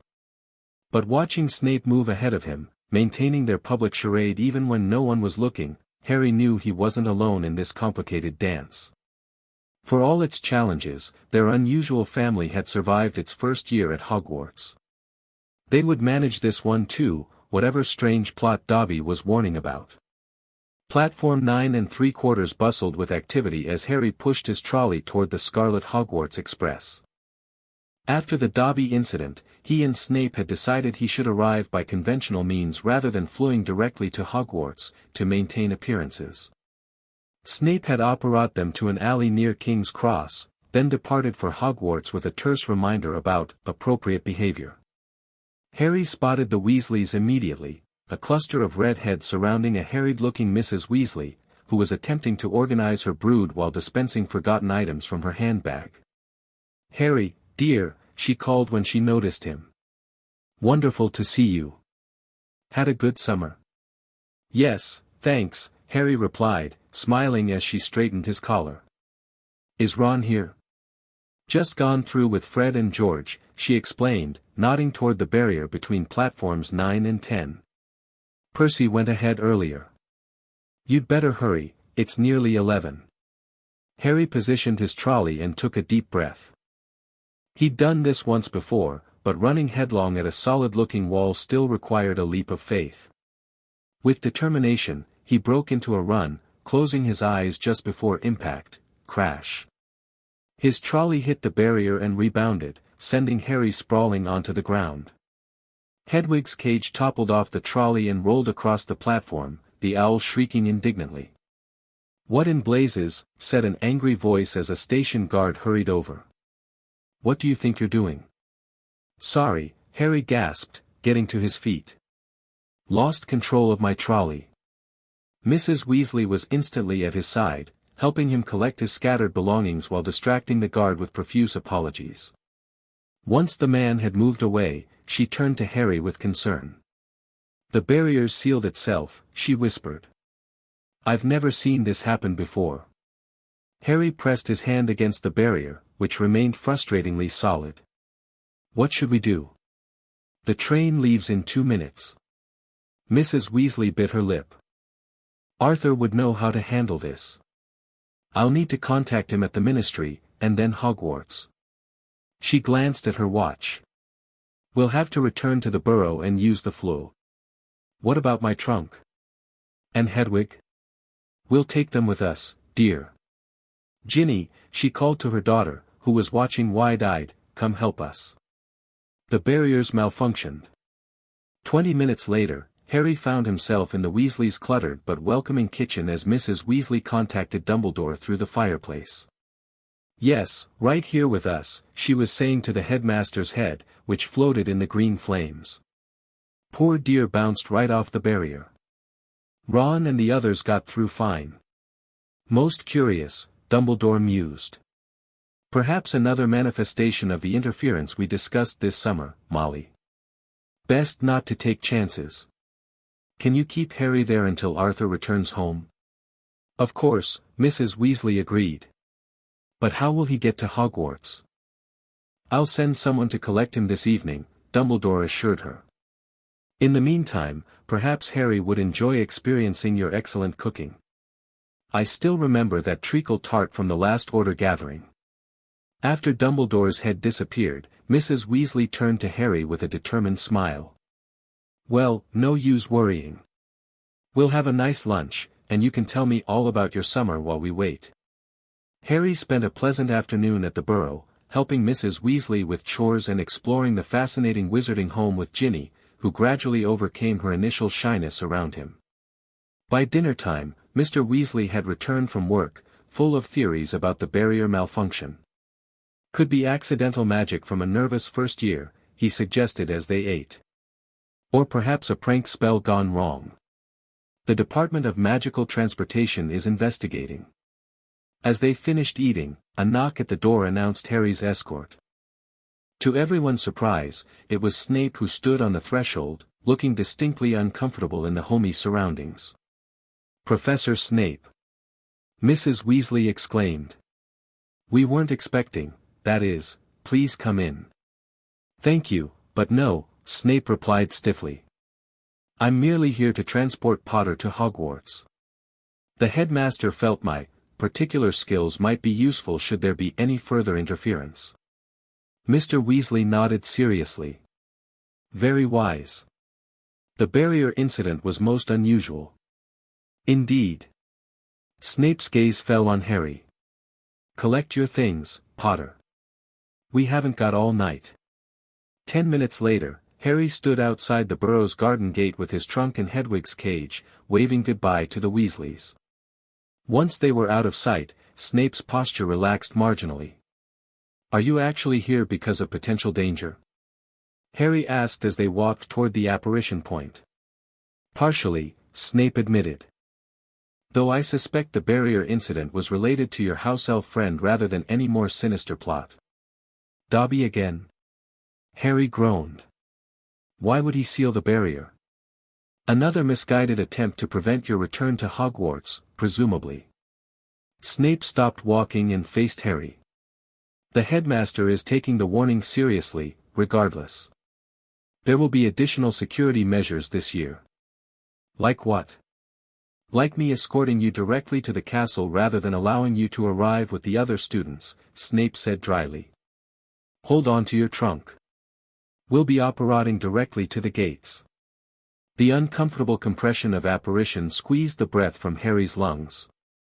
When they reappeared, they stood before the wrought iron gates of Hogwarts, the castle's windows glittering in the distance. The feast will be ending soon, Snape noted as they walked up the path. You'll join your housemates in Gryffindor Tower. I've arranged for your trunk to be delivered. What about the sorting? Harry asked. I wanted to see Ginny get sorted. Miss Weasley, like her numerous brothers before her, was placed in Gryffindor, Snape informed him. I'm sure you're suitably shocked by this development. Harry grinned at Snape's sarcasm. Any other surprises I should know about? Snape hesitated. Our new defense against the dark arts professor arrived with considerable fanfare. Lockhart? Harry guessed, remembering the book list. Ron's dad thinks he's a fraud. Arthur Weasley displays unexpected insight, Snape remarked. Regardless, Lockhart is Dumbledore's choice. You would be wise to maintain a healthy skepticism about his more outlandish claims. They had reached the castle doors. Snape paused, looking down at Harry with an expression that might have been concern on anyone else. The house elf's warning may be misguided, but caution remains advisable, he said quietly. Report anything unusual directly to me, not just to your head of house. I will, Harry promised. Thanks for coming to get me. Snape nodded once, then pushed open the doors, his expression smoothly transitioning to his public persona of cool indifference. Try to avoid further dramatics, Potter. I've already wasted enough of my evening playing escort. As they entered the Great Hall, conversations paused as students noticed Harry's arrival with Snape. At the Gryffindor table, Ron and Hermione immediately made space for him while shooting curious glances at Snape, who swept up to the staff table without another word. What happened? Ron demanded as Harry sat down. You never got on the train. The barrier sealed itself, Harry explained in a low voice. Your mom took me to the burrow until Snape came to get me. Snape? Hermione repeated incredulously. Why would Dumbledore send him? Harry shrugged. Security, apparently. After the Dobby thing, they're being careful. Ron looked unconvinced but was distracted by the arrival of dessert. As Harry filled his plate, he glanced up at the staff table where Snape was pointedly ignoring a flamboyantly dressed wizard with wavy blonde hair who appeared to be regaling him with some tale. That's him, Ron said, following Harry's gaze. Gilderoy Lockhart. Been talking about himself all night. Fred reckons he practices his smile in the mirror. He's accomplished incredible things, Hermione protested, a slight flush on her cheeks. You should read his books properly, Ronald. As Ron and Hermione bickered, Harry surveyed the familiar Great Hall with contentment. Despite the strange start to the year, it felt good to be back at Hogwarts.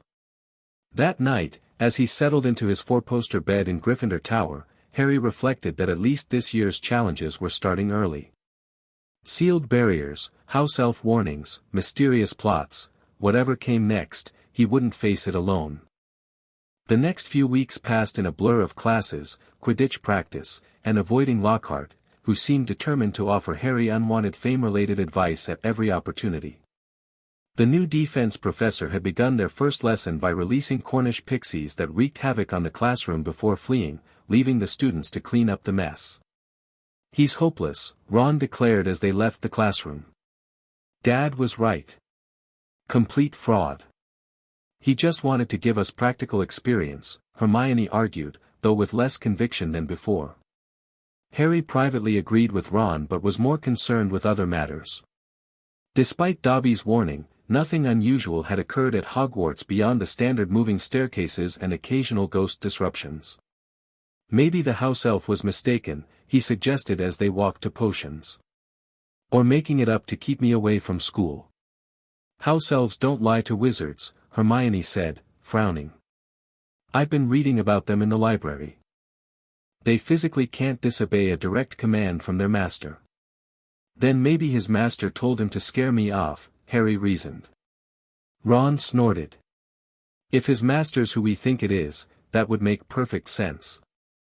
Malfoy's been even more smug than usual this term, have you noticed? Indeed, Draco Malfoy had been watching Harry with a calculating expression that set him on edge. During potions, the blonde boy kept shooting meaningful looks at Crabbe and Goyle, as if they were all in on some private joke. Whatever he's planning, it can't be good, Ron muttered as they set up their cauldrons. Silence, Snape commanded as he swept into the dungeon. Today we will be brewing a swelling solution. The instructions are on the board.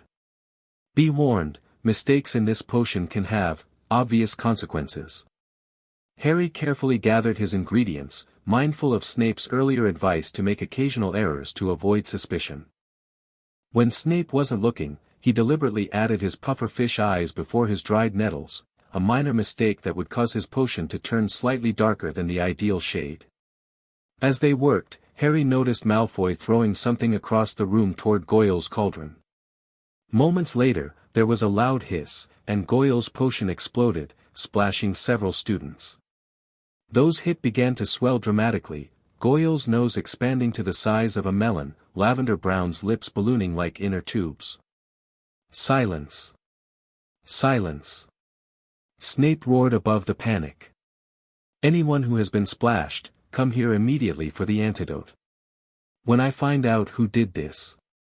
Harry ducked behind his cauldron as Snape passed, noticing Malfoy trying to suppress laughter. Why would Malfoy sabotage his own housemate's potion? The answer came when Harry discovered his store of ingredients had been raided during the chaos, Boomslang's skin and bicorn horn, both missing from his kit. Those are for Polyjuice potion, Hermione whispered when he told her after class. It lets you transform into someone else temporarily. But it's really advanced, we won't study it until 6th year at least. Why would Malfoy want that? Ron wondered. Who'd want to turn into Crabbe and Goyle? They're already following him around like bodyguards. The question lingered in Harry's mind as October arrived, bringing howling winds and driving rain that lashed against the castle windows. Oliver Wood, undeterred by the weather, scheduled increasingly demanding Quidditch practices in preparation for their upcoming match against Slytherin. Returning from one particularly grueling session, Harry was squelching down a deserted corridor when he heard it, a voice, cold and murderous, that seemed to come from the walls themselves. Come to me. Let me rip you. Let me tear you. Let me kill you. Harry jumped back, heart pounding. What was that? Ron, walking beside him, looked confused. What was what? That voice. Didn't you hear it? Harry pressed his ear against the wall, trying to locate the source, but the voice had faded. I didn't hear anything, Ron said, looking worried. Are you feeling all right? Maybe you're just tired from practice. Harry allowed himself to be led back to the common room, but the memory of the voice haunted him. He considered reporting it to Snape but hesitated. How would it sound? I'm hearing murderous voices that no one else can hear. A week later, however, the decision was taken out of his hands. Returning from nearly headless Nick's Death Day party on Halloween, Harry heard the voice again, louder, clearer, moving upward. Rip, tear, kill. This time, he followed it, running up staircases and along corridors with Ron and Hermione trailing behind in confusion. The voice was getting fainter, moving away. So hungry, for so long. It's going to kill someone. Harry shouted, ignoring his friend's bewildered expressions as he sprinted around the corner into the last deserted passage. He skidded to a halt, Hermione and Ron crashing into him from behind. Something was shining on the wall ahead, illuminated by the torches. Foot-high words had been daubed on the wall between two windows, the Chamber of Secrets has been opened. Enemies of the air, beware. What's that thing, hanging underneath? Ron asked with a quaver in his voice. As they edged closer, Harry recognized Mrs. Norris, the caretaker's cat, hanging stiffly by her tail from a torch bracket. She appeared to be dead. Let's get out of here, Ron said urgently. Shouldn't we try to help? Harry began. Trust me, Ron insisted. We don't want to be found here. But it was too late. The rumble of hundreds of feet announced the end of the feast, and students poured into the corridor from both ends. The chatter and laughter died suddenly as people spotted the hanging cat and the writing on the wall. Silence fell as students pressed forward to see the grisly sight. Then someone shouted through the quiet. Enemies of the air, beware. You'll be next, mudbloods. It was Draco Malfoy, who had pushed to the front of the crowd. His eyes were alive with malice as he grinned at the sight of the hanging, immobile cat. Filch arrived moments later, his scream of horror quickly followed by accusations against Harry. The commotion attracted the staff, including Dumbledore, who detached Mrs. Norris from the torch bracket and instructed Filch to follow him. To Harry's dismay, he added, "You three come with me, too." They were led to Lockhart's office, the nearest available room. Dumbledore examined Mrs. Norris carefully while Professors McGonagall and Snape stood nearby. Lockhart hovered around offering increasingly outlandish suggestions, which everyone ignored. "She's not dead, Argus," Dumbledore finally announced. "She has been petrified." "Ah. I thought so," Lockhart declared. "But how, I cannot say," Dumbledore continued as if Lockhart hadn't spoken. "Ask him." Filch shrieked, turning his blotched face to Harry. "He did it. He knows I'm a squib. I never touched Mrs. Norris." Harry protested. "And I don't even know what a squib is." "If I might speak, Headmaster," Snape said from the shadows. "Potter and his friends may have simply been in the wrong place at the wrong time." Harry's jaw nearly dropped. Snape defending him? In front of other teachers? However, Snape continued, his eyes glittering, "We do have a set of suspicious circumstances here. Why were they in the upstairs corridor at all? Why not at the Halloween feast?" Ron and Hermione launched into an explanation about the Death Day party, with several ghosts as witnesses. Snape's lip curled skeptically. "But why not join the feast afterward?" he pressed. "Why go up to that corridor?" Harry hesitated. Telling them about the disembodied voice that no one else could hear seemed unwise, especially with Filch accusing him of attacking Mrs. Norris. "We were tired and wanted to go to bed," he improvised. "Without any supper." Snape's eyes glittered. "I didn't think ghosts provided food fit for living people at their parties." "We weren't hungry," Ron said loudly as his stomach gave a huge rumble. Snape's nasty smile widened, but Dumbledore interrupted before he could pursue the matter further. "Innocent until proven guilty, Severus," he said firmly, to Filch's outrage. "Mrs. Norris will be revived once Professor Sprout's mandrakes reach full maturity. The matter is closed for now." As they left Lockhart's office, Harry caught Snape giving him a penetrating look that clearly said their conversation was far from over. Sure enough, the next morning brought a note delivered by a school owl. "Remedial potions. My office. 8 p.m. tonight." "Tough luck, mate," Ron said sympathetically when Harry showed him the note. "What's his problem anyway?" "You're not even failing potions." "Probably upset I didn't melt my cauldron last lesson," Harry suggested, pocketing the note. Privately, he was relieved to have an opportunity to discuss the voice and the chamber with Snape without raising his friend's suspicions. At 8 o'clock, Harry knocked on Snape's office door, hearing the familiar "enter" from within. The office was as gloomy as ever, with its shelves of pickled specimens and intimidating rows of potion ingredients. Snape sat behind his desk, marking essays with his usual vigor. He glanced up as Harry entered. "Close the door." Harry obeyed, then cast a questioning look at the numerous portraits watching with interest. "They've been temporarily deactivated," Snape informed him, setting down his quill. "Now, explain what you were doing in that corridor last night. And this time, I expect the truth." Harry took a deep breath. "I heard a voice no one else could hear. It was talking about killing. I followed it upstairs, and that's when we found Mrs. Norris." Snape's expression remained neutral, but his eyes sharpened. "Describe this voice precisely." "Cold. Sort of, hissing," Harry explained, struggling to find the right words. "Like it was coming through the walls. I heard it once before, about a week ago, but it disappeared before I could follow it." "And your friends heard nothing?" "No. That's why I didn't mention it to Dumbledore. It sounds crazy, hearing voices no one else can hear." Snape steepled his fingers, considering this information.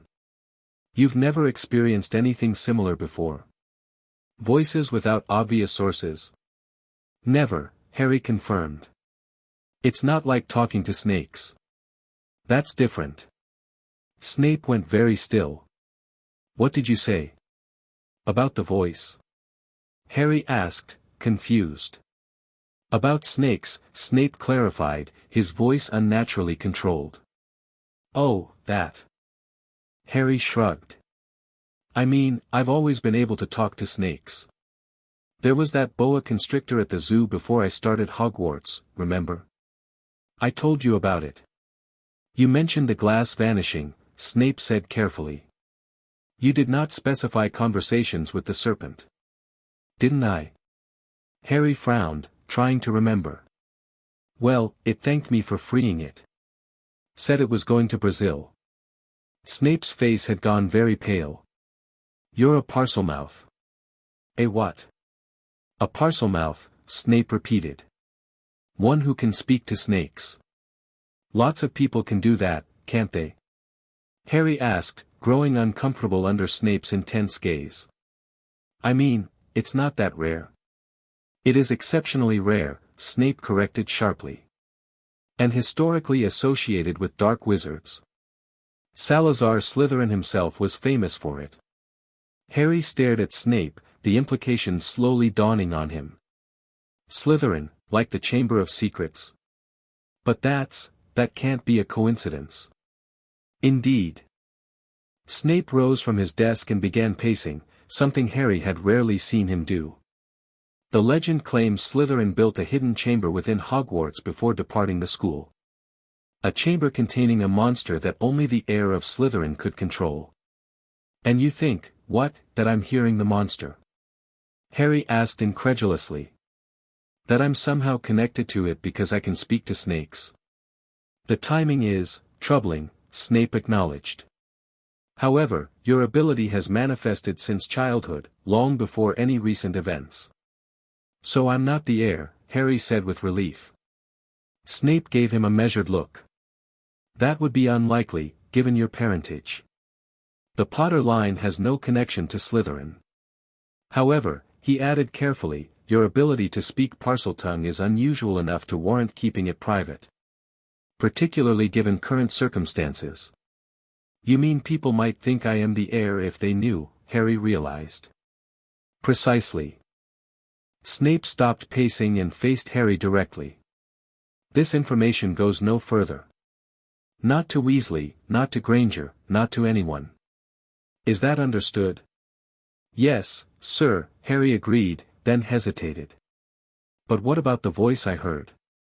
If it's connected to the chamber. I will inform the headmaster, Snape decided. In the meantime, if you hear it again, do not pursue it alone.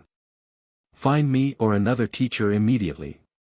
Harry nodded, though privately he doubted he could ignore a murderous voice if he heard it again. There's something else, he said suddenly, remembering.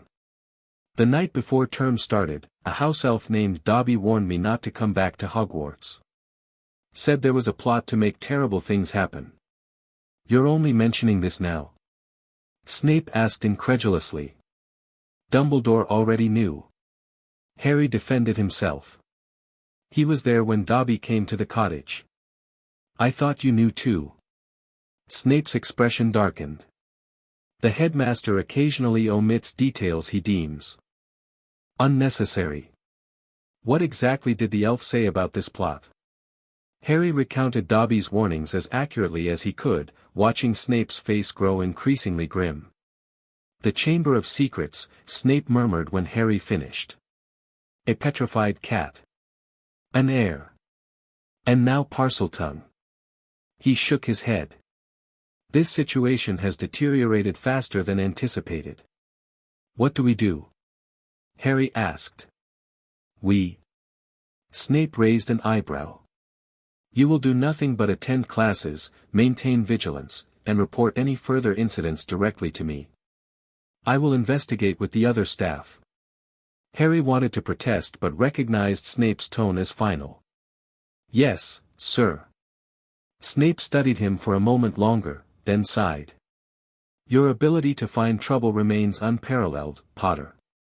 I don't go looking for it, Harry protested. It just happens. Indeed. The ghost of a smile touched Snape's lips.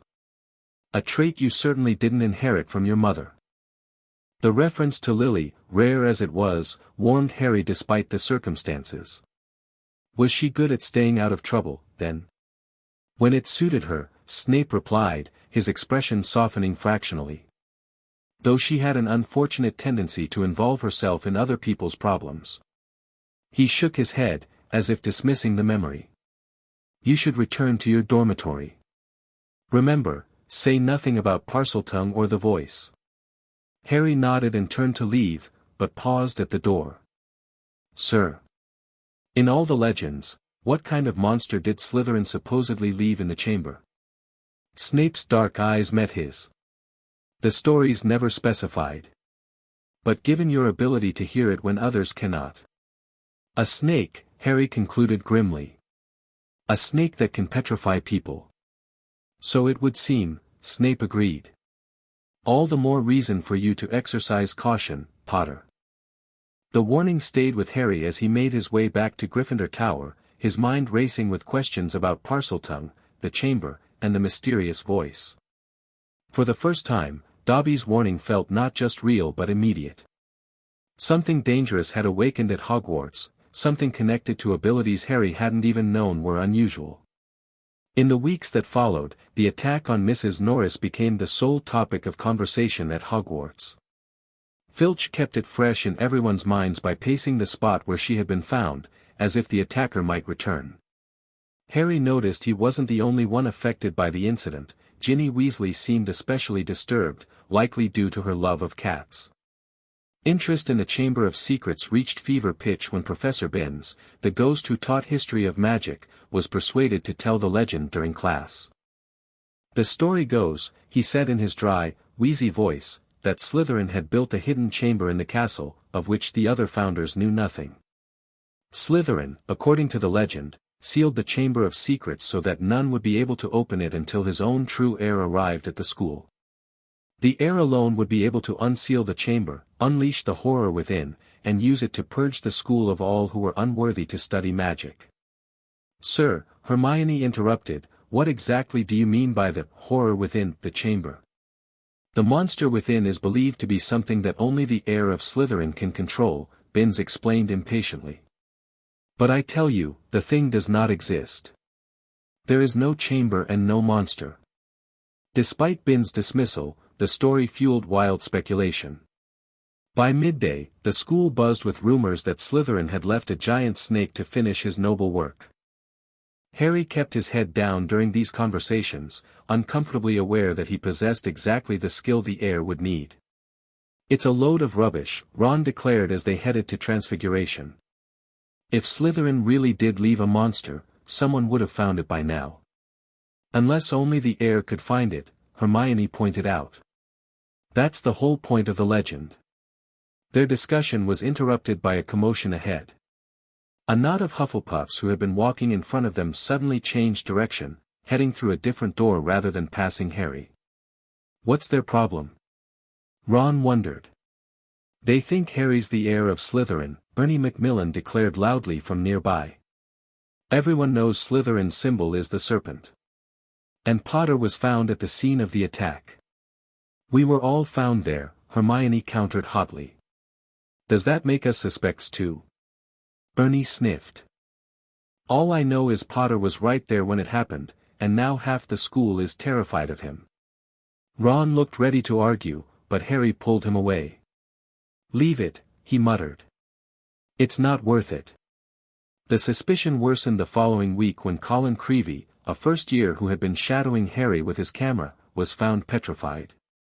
The attack sent waves of panic through the school, especially when it was discovered Colin had been sneaking out to visit Harry in the hospital wing after a Quidditch injury. People are saying you're targeting your fans now, Ron reported grimly as they visited Harry. As if you petrified Colin for being annoying. That's ridiculous, Harry protested. I was unconscious in the hospital wing. We know that, Hermione assured him. But you have to admit, it looks suspicious.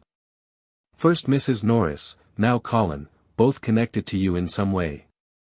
Harry wanted to tell them about the voice he'd heard the night Colin was attacked, a voice that had woken him from sleep, hissing about killing. But remembering Snape's warning, he kept silent, though the burden of secrecy weighed heavily. The situation deteriorated further when Lockhart established a dueling club, ostensibly to help students protect themselves.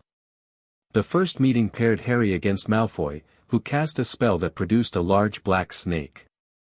The serpent, enraged, slithered straight toward Justin Finch-Fletchley, a Hufflepuff who had been particularly vocal about suspecting Harry. Acting instinctively, Harry called out to the snake. "Leave him alone," he commanded, but what emerged was not English but a series of strange hissing sounds. The snake slumped to the floor, docile and harmless. Harry looked up at Justin with a relieved smile, only to find the boy white-faced with terror. "What do you think you're playing at?" Justin shouted before turning and storming from the hall. The room erupted in whispers as students backed away from Harry, horror and suspicion on their faces. Ron grabbed Harry's robes and dragged him from the great hall, Hermione following close behind. "You're a Parselmouth!" Ron exclaimed once they were alone in an empty classroom. "Why didn't you tell us?" "Eh, what?" Harry asked, though he already knew the answer. "You can talk to snakes," Ron explained. "It's really rare." "That's what you said to the snake, isn't it?" "I just told it to leave Justin alone," Harry said miserably. Is it bad?" "It's not good," Ron said grimly. "Salazar Slytherin was famous for it. That's why the symbol of Slytherin House is a serpent." "Exactly," Hermione added. "Now everyone's going to think you're his great-great-great-grandson or something." "But I'm not," Harry protested. "Good luck convincing anyone of that now," Ron said darkly. "You should have seen yourself, it was creepy." The next day, Justin was found petrified alongside nearly headless Nick, whose ghostly form had turned black and smoky, frozen in an expression of shock. Harry, who had been searching for Justin to explain, was discovered at the scene by a group of Hufflepuffs led by Ernie Macmillan. "Caught in the act," Ernie declared triumphantly. Despite Peeves spreading rhymes about Potter, the Rotter, and increasing hostility from other students, Harry's friends stood firmly by him. Even so, the tension made for a subdued atmosphere as the Christmas holidays approached. Most students signed up to go home for Christmas, fearful of further attacks.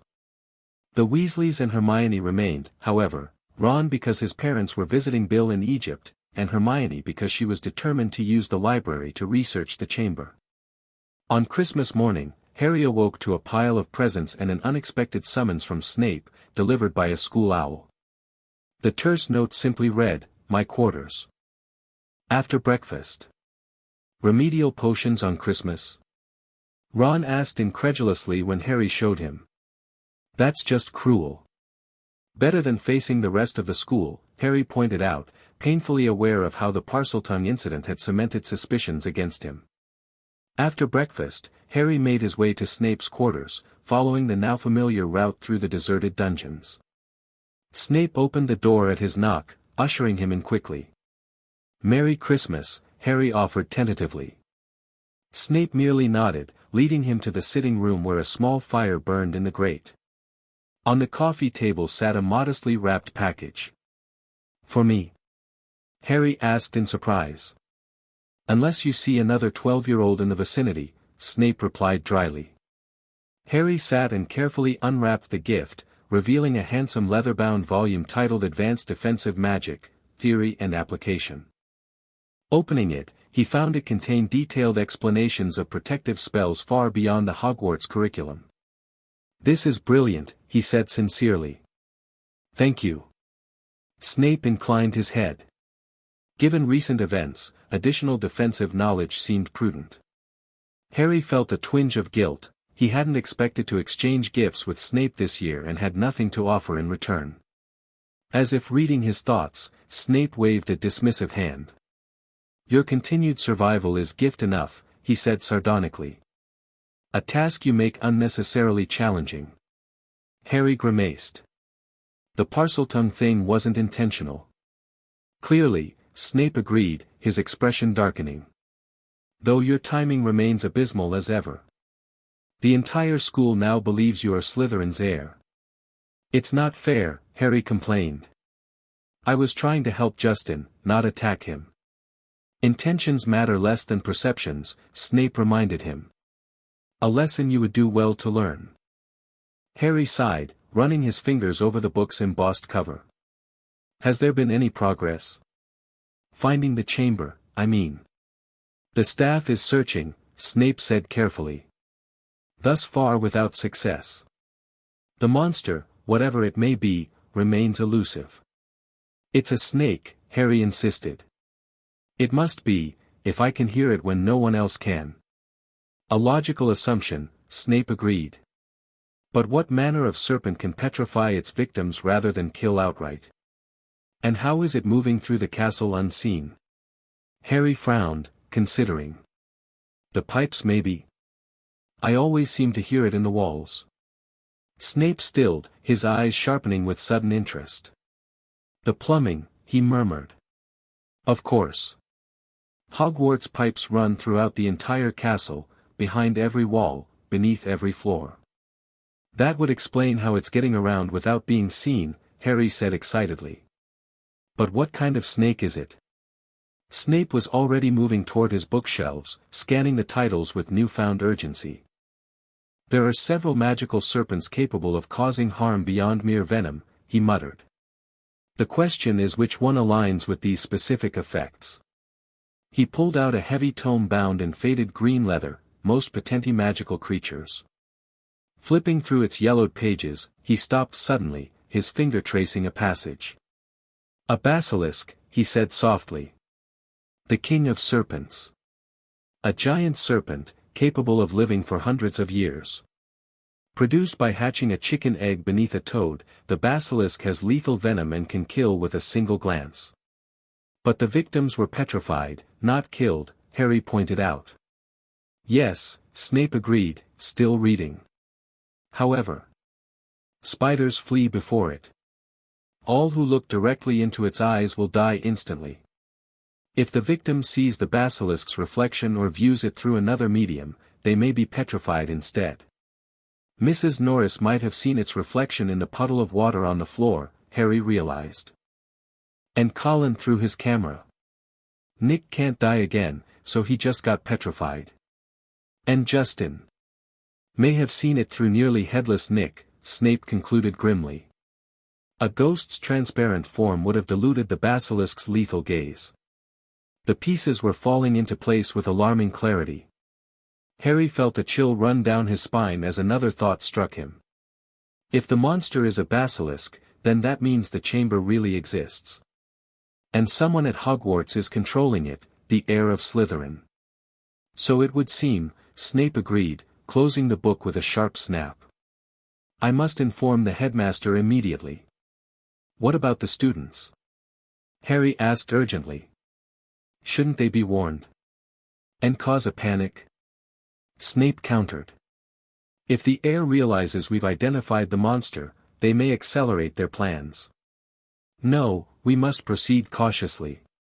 Harry wanted to argue but knew Snape was right. So what do we do? We do nothing, Snape corrected sharply. I will work with the other staff to locate the chamber's entrance. You will remain safely in Gryffindor Tower and avoid involvement. But I can hear the basilisk. Harry protested. I could help find it. Absolutely not, Snape said, his voice leaving no room for argument. The last thing we need is the only person capable of hearing the monster becoming its next victim. Harry reluctantly subsided, recognizing Snape's concern beneath the harsh words. Fine. But you'll tell me if you find anything? Snape gave him a measuring look. If the situation warrants it, he allowed. Now, you should return to your friends before they send out a search party. As Harry rose to leave, Snape added, the book stays here. I'm not having you running around the castle hunting a basilisk because you read about a spell you think might subdue it. Harry grinned reluctantly. You know me too well. Unfortunately, Snape agreed dryly. Happy Christmas, Potter. Despite Snape's warning to stay uninvolved, Harry found himself increasingly drawn into the chamber mystery. This was partly due to Hermione, who had been researching magical creatures capable of petrification. "There's something strange about these attacks," she mused as they sat in the library during the quiet post-Christmas period. "Why petrify victims instead of killing them? It almost seems deliberate." "Maybe the heir doesn't want to kill people," Harry suggested, thinking of what he and Snape had discovered. Hermione looked thoughtful. "Or maybe they can't control the monster completely. Just enough to target specific people, but not enough to determine how they're attacked." The conversation might have continued if not for the arrival of Ginny Weasley, who looked pale and drawn as she approached their table. "Are you all right?" Harry asked, concerned by the dark circles under her eyes. "You look terrible." Ginny flinched at his direct address, clutching a small black book to her chest. "I'm fine," she said in a small voice. "Just, not sleeping well." "Is that a diary?" Hermione asked gently, gesturing to the book. Ginny nodded, then seemed to reconsider, shaking her head vigorously. "It's nothing. Just notes." Before they could question her further, she hurried away, leaving them puzzled by her strange behavior. "She's been like that all year," Ron commented, joining them with an armful of books. "Mum thinks it's homesickness, but Percy reckons she's coming down with something." Harry frowned, watching Ginny's retreating form. Something about her demeanor reminded him of the house elf Dobby, that same nervous, secretive manner. His suspicions deepened the following week when he discovered his dormitory had been ransacked, his possessions strewn across the floor. Only one item appeared to be missing, Tom Riddle's diary, which he'd found discarded in Moaning Myrtle's bathroom. The diary had been a mystery in itself, blank pages that absorbed ink, revealing nothing until Harry had written in it directly. Then, incredibly, it had written back, eventually showing him a memory of Tom Riddle from 50 years ago, accusing Hagrid of opening the Chamber of Secrets. Harry had been skeptical of this revelation, but before he could investigate further, the diary had disappeared from his trunk. Now it seemed someone had been desperate enough to steal it. But who? Ron wondered as they surveyed the mess. "Only Gryffindors know our password." Harry thought of Ginny and her strange behavior, but dismissed the idea immediately. Why would Ron's sister want an empty diary that had belonged to some student 50 years ago? The answer came in a most unexpected way. Heading to Quidditch practice one afternoon, Harry heard it again, the basilisk's voice, hissing through the walls. "Kill this time, let me rip, tear." Without thinking, Harry pressed his ear to the wall, following the voice upward. It seemed to be moving toward the upper floors. Then, abruptly, another voice interrupted, this one human, female, and frightened. "Leave her alone. Please." Harry froze, recognizing Ginny Weasley's voice coming from a nearby classroom. Abandoning all caution, he burst through the door to find Ginny alone, her face streaked with tears, the black diary open before her. "Ginny! What's wrong? Who were you talking to?" Ginny's eyes widened in terror. "Harry! You shouldn't be here. He's coming back. He's making me." Before she could finish, her expression went suddenly blank. Her eyes rolled back, and she slumped to the floor.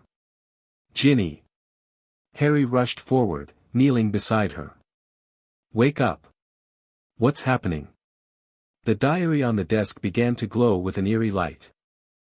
As Harry watched in horror, a ghostly figure emerged from its pages, a handsome boy of about 16, dressed in Hogwarts robes with a Slytherin prefect badge. "Hello, Harry Potter," the boy said softly. "I've been wanting to meet you."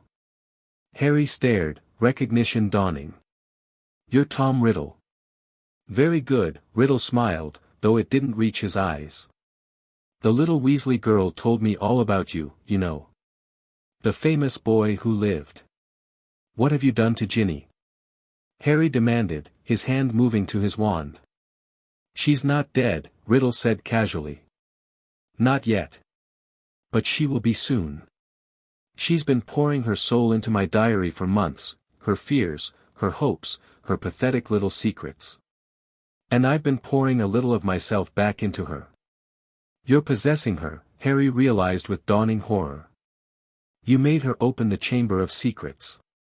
Riddle's smile widened. Very astute. Yes, little Ginny opened the chamber. She set the basilisk on the caretaker's cat, on the mudblood boy with the camera, on the ghost and that Hufflepuff fool. But why? Because I told her to, Riddle replied simply. At first, she didn't know what she was doing. But eventually, she began to suspect. That's when she tried to dispose of the diary. And then, who should find it but you, the person I most wanted to meet? Harry's mind raced, trying to make sense of it all. You're the heir of Slytherin. The last living descendant of Salazar Slytherin himself, Riddle confirmed proudly. But you, Harry Potter, you intrigue me. How did a baby with no extraordinary magical talent defeat the greatest wizard of all time? Voldemort was after your time, Harry said, confused. Voldemort, Riddle said softly, is my past, present, and future. He traced letters in the air with Ginny's wand, spelling out Tom Marvolo Riddle. Then, with a wave, the letters rearranged themselves, I am Lord Voldemort. You see? Riddle whispered. I fashioned myself a new name, a name I knew wizards everywhere would one day fear to speak, when I became the greatest sorcerer in the world. Harry felt as if the floor had dropped out from beneath him. The diary, the memories, the possession, it all made terrible sense now. This was no ordinary memory but a fragment of Voldemort himself. You're not the greatest sorcerer in the world, Harry said, finding his voice. Albus Dumbledore is. Everyone says so. Even when you were strong, you didn't dare try to take over Hogwarts. Dumbledore saw through you when you were at school, and he still frightens you now. Riddle's handsome face contorted with anger. Dumbledore has been driven out of this castle by the mere memory of me. He's not as gone as you might think, Harry retorted, though he was bluffing. Dumbledore had indeed been temporarily removed as headmaster following Justin's attack, thanks to Lucius Malfoy's influence on the school governors. As if in answer to Harry's words, music suddenly filled the chamber, unearthly, spine-tingling music that seemed to vibrate through the very walls. Riddle whirled around, searching for its source. A crimson bird the size of a swan appeared, flying toward Harry with something clutched in its golden talons, the Sorting Hat. A phoenix, Riddle said, staring at the magnificent bird. And the old-school Sorting Hat. This is what Dumbledore sends his defender. A songbird and a hat. Harry felt equally bewildered, but as Fawkes dropped the Sorting Hat into his hands, he sensed these gifts held more significance than was immediately apparent. Now, Harry, Riddle continued, regaining his composure. I'm going to teach you a little lesson. Let's match the power of Lord Voldemort, heir of Salazar Slytherin, against the famous Harry Potter. He turned toward a towering stone statue of Salazar Slytherin that Harry hadn't noticed before, and spoke in Parseltongue, Speak to me, Slytherin, greatest of the Hogwarts Four. The statue's mouth opened wider and wider, revealing a dark tunnel within. Something was stirring inside, something massive. Run! Harry shouted to the unconscious Ginny, forgetting in his panic that she couldn't hear him. He backed away, closing his eyes tightly as he heard the heavy body of the basilisk hit the stone floor. Then, unexpectedly, he heard running footsteps and a familiar voice, Sectum Sempra. Harry's eyes flew open in shock. Severus Snape stood in the chamber entrance, wand raised, a spell of his own creation just cast toward the emerging basilisk. A deep gash appeared across the serpent's snout, causing it to rear back in pain and anger. Potter! Snape barked. Close your eyes. Harry obeyed instantly, hearing Riddle's outraged shout. Who are you? How dare you interfere? Someone who knows exactly what you are, Riddle, Snape replied coldly. Incendio Maxima. Heat washed over Harry's face as Snape cast a powerful fire charm. The basilisk hissed in pain, and Harry heard its massive body thrashing against the chamber walls. Kill them both. Riddle commanded in Parseltongue. Ignore the pain. Kill them. Potter, Snape's voice came from closer now. The Phoenix. Its tears have healing powers, and its gaze is immune to the basilisk. Stay behind the bird if you must open your eyes. Harry felt a warm weight settle on his shoulder, Fawkes, positioning himself protectively. Cautiously, he opened his eyes, seeing the world through a filter of crimson feathers. The basilisk was indeed enormous, at least 60 feet long, with poison-green scales and fangs as long as swords. Snape was keeping it at bay with a barrage of spells, but the monster's thick hide deflected most magical attacks. You have to destroy the diary. Harry called, remembering what Riddle had said about pouring himself into Ginny.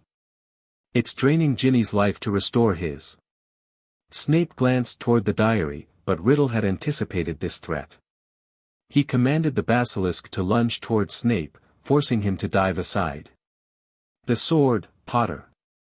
Snape shouted as he rolled to his feet. The hat. Harry looked down at the sorting hat, which he'd been clutching unconsciously.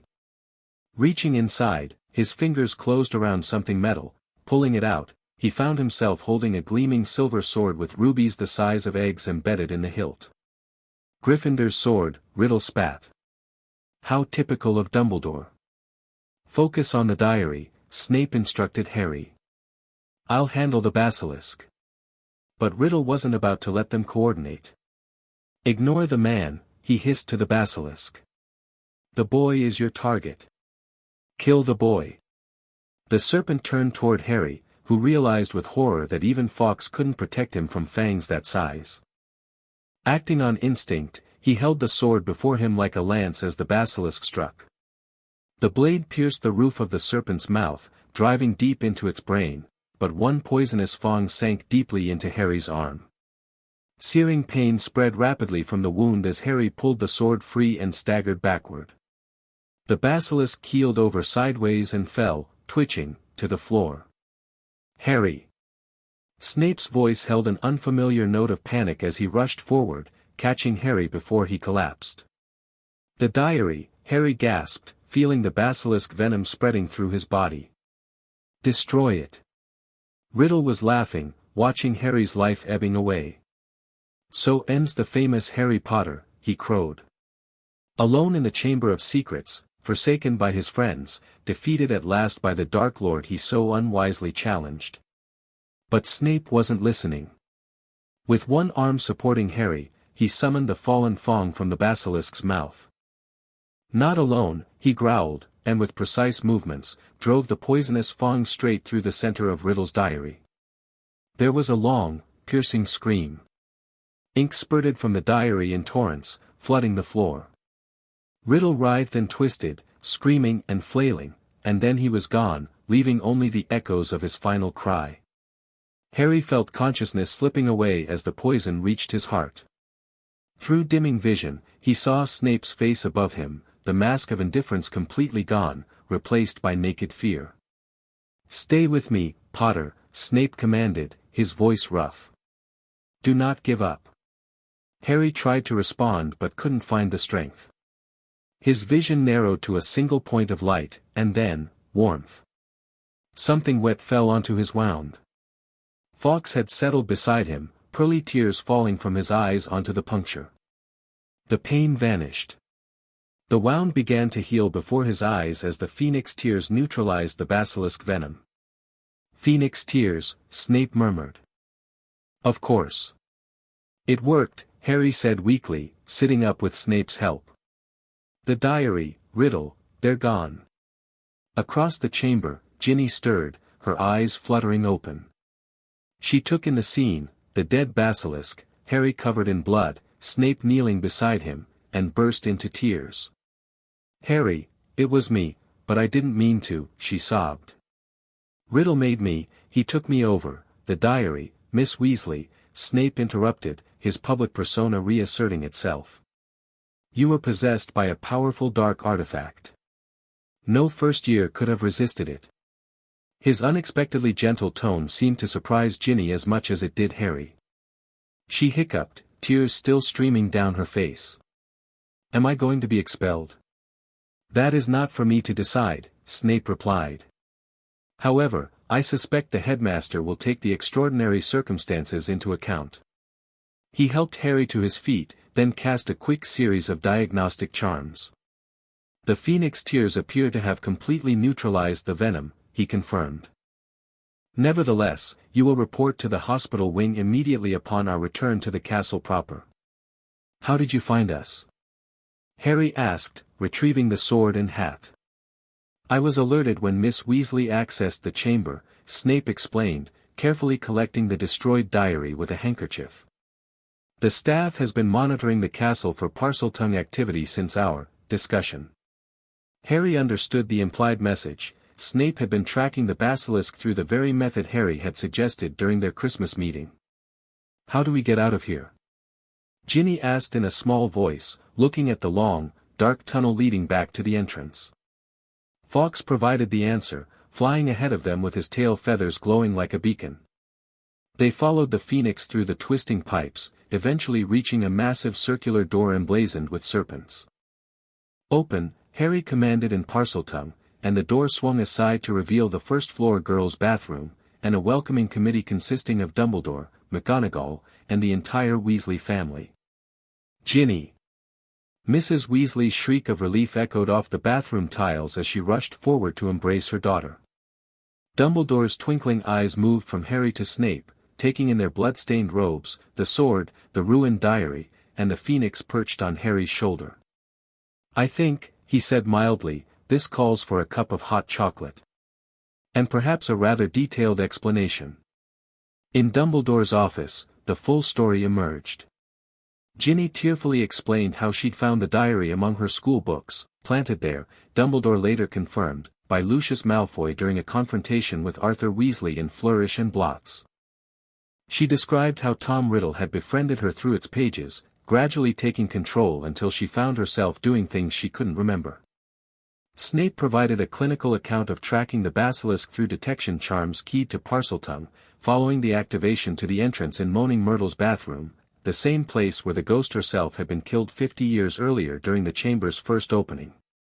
Harry filled in the gaps, describing his confrontation with Riddle and the revelation of his true identity. He carefully omitted Snape's obvious concern for his welfare during the basilisk attack, preserving their public dynamic. So Voldemort preserved his 16-year-old self in a diary, Dumbledore mused, examining the ruined book. Ingenious. And terrible. But why is he after Muggleborns? Harry asked.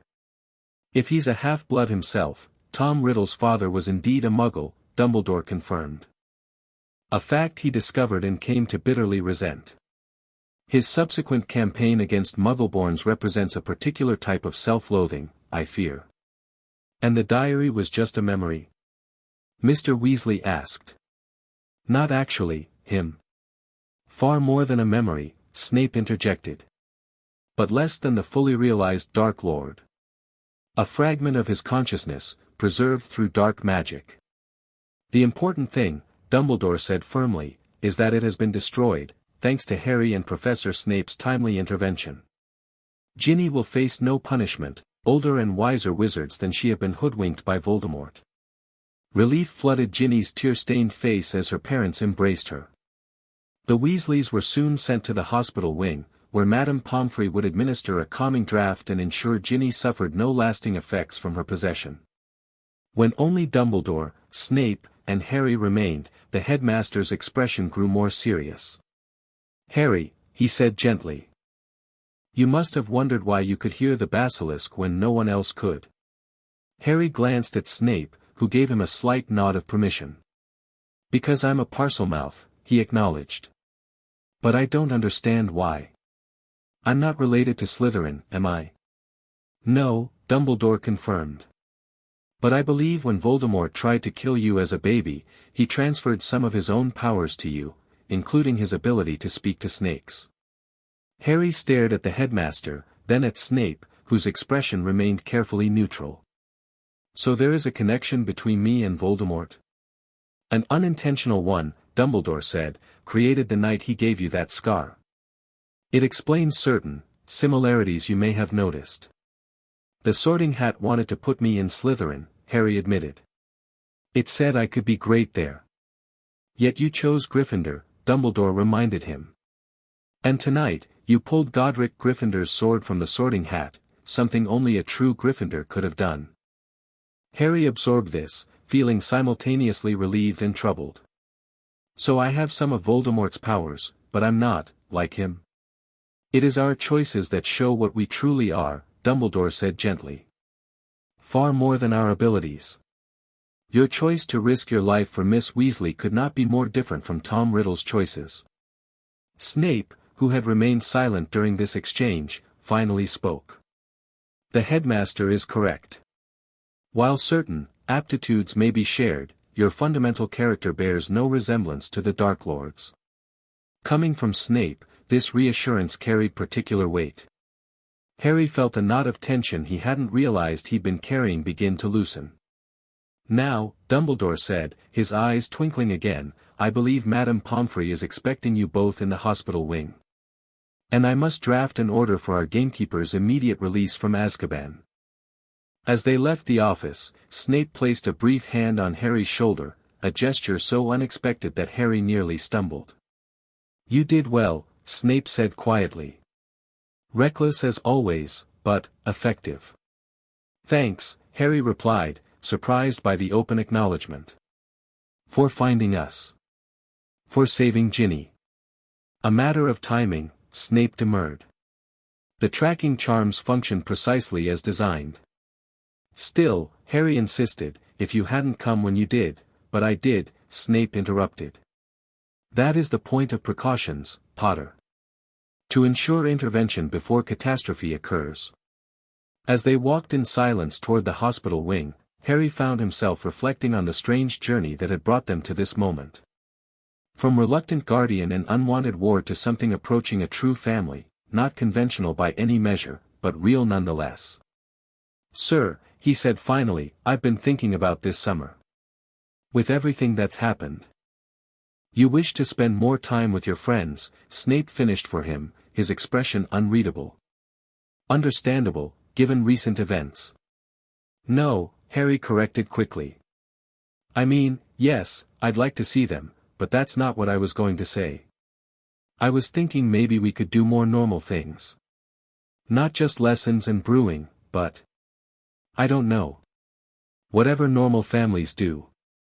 Snape stopped walking, turning to face Harry with an expression of carefully controlled surprise. You consider us, family? Harry felt suddenly self-conscious. Well, yeah. I mean, you've raised me for 11 years. That's more than anyone else. For a moment, Snape seemed at a loss for words, a rarity Harry had witnessed perhaps twice in their years together. I suppose, Snape said finally, his voice unusually soft, we might find some activities beyond academic pursuits to occupy our time. Harry grinned. Brilliant. Ron says his family goes camping sometimes.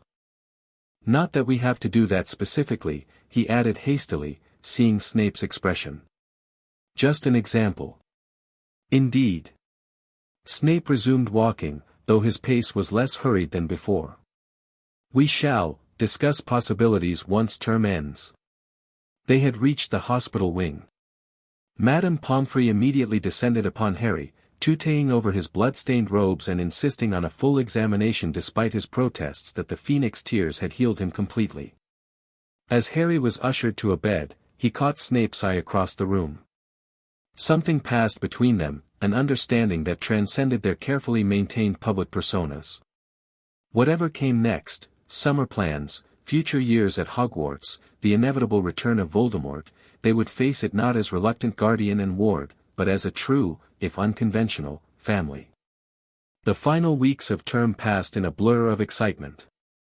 The basilisk victims were successfully revived with the Mandrake restorative draft, exams were cancelled as a school treat, and Lucius Malfoy was removed from the school's board of governors for threatening the other members into suspending Dumbledore. Harry found himself suddenly popular again as the story of his confrontation with Riddle and the basilisk spread throughout the school. Even the Hufflepuffs who had suspected him of being the heir apologized, led by a sheepish Ernie Macmillan. On their final evening at Hogwarts, Harry made his way to Snape's office for a last, remedial potions session before the summer holiday. He found his guardian sorting through student assignments, setting aside those requiring summer remediation. Longbottom again? Harry guessed, spotting a particularly ink-splattered essay. His written work shows marginally more competence than his practical efforts, Snape replied, setting down his quill. Though that is hardly a compliment. Harry grinned, settling into the chair across from Snape's desk. Do you think he'll ever get better? With proper motivation, perhaps. Snape leaned back, studying Harry with an assessing gaze. You appear to have fully recovered from your basilisk encounter. Completely, Harry confirmed. Madame Pomfrey couldn't find any trace of venom. Phoenix tears are remarkably thorough, Snape agreed. Nevertheless, you would do well to avoid venomous serpents in the future. I'll try, Harry promised, unable to suppress a smile at Snape's sardonic tone. They lapsed into comfortable silence, the familiarity of the moment reminding Harry of countless evenings in their quarters during his childhood. Despite the challenges of the past year, maintaining their public personas, navigating Harry's friendships, confronting the Chamber's secrets, their fundamental relationship had endured. I've been thinking, Harry said finally, about what Dumbledore said. About Voldemort transferring some of his powers to me. Snape's expression sharpened. What of it? It explains the Parseltongue, Harry acknowledged. But, is there more? Other ways I might be like him without realizing it? Snape considered the question carefully. The Dark Lord possessed remarkable magical ability, he said slowly. Your own talents may reflect certain aptitudes he demonstrated. However, he added firmly, ability is merely potential. How you choose to apply your skills defines their nature, not their origin. So even if I have some of his powers, it doesn't make me dark. Harry pressed. Potter, Snape said with uncharacteristic gentleness, you possess your mother's capacity for compassion in quantities the Dark Lord could never comprehend, let alone experience. That fundamental difference outweighs any superficial similarities in magical ability. The mention of Lily, still rare even in their private conversations, settled something in Harry's chest. If Snape, who had known both his mother and Voldemort personally, saw no cause for concern, perhaps he could trust that assessment. Thanks, Harry said simply. Snape inclined his head in acknowledgement, then reached into his desk drawer and withdrew a sealed envelope. Your Hogwarts letter for next year will arrive by standard owl post to our cottage in July, he explained, handing Harry the envelope. This contains your summer assignment from me. You'll find it somewhat more extensive than the standard curriculum. Harry accepted the envelope with a mixture of resignation and curiosity. Let me guess, 3 feet of parchment on advanced antidotes. Among other topics, Snape confirmed, his lips quirking slightly. However, you'll note the assignments are structured to leave adequate time for alternative activities. Harry brightened. So you meant it? About doing normal family things? Within reason, Snape cautioned. I draw the line at camping in the wilderness like the Weasleys. Fair enough, Harry agreed quickly. What about visiting Diagon Alley more often? Or maybe even a Quidditch match? Perhaps, Snape allowed, though his expression suggested these activities remained firmly in the under consideration category. We shall see. For Snape, this level of concession practically constituted enthusiastic agreement. Harry grinned, already anticipating a summer far less structured than previous ones. You should return to your dormitory, Snape said, glancing at the clock. The train departs early tomorrow. Harry nodded, rising from his chair. At the door, he paused, turning back. Will you be at the station? When the train arrives, I mean. Snape raised an eyebrow. As we've discussed, maintaining our established dynamic requires appropriate public separation. Right, Harry said, hiding his disappointment. However, Snape continued, I believe I can arrange to be present in a supervisory capacity, ensuring students depart the platform in an orderly fashion. Harry smiled, understanding the subtext. So I'll see you there, but we'll pretend we're just teacher and student. Precisely, Snape confirmed. Now, off with you before Mr. Weasley organizes a search party. As Harry made his way back to Gryffindor Tower, he reflected on how much had changed since that first day at Hogwarts nearly 2 years ago. He had friends now, experiences beyond the sheltered world Snape had created for him, and a growing understanding of his place in the wizarding world. Yet the foundation remained, the unconventional bond between himself and the stern potions master who had reluctantly taken in an orphaned baby and, somewhere along the way, become something more than a guardian.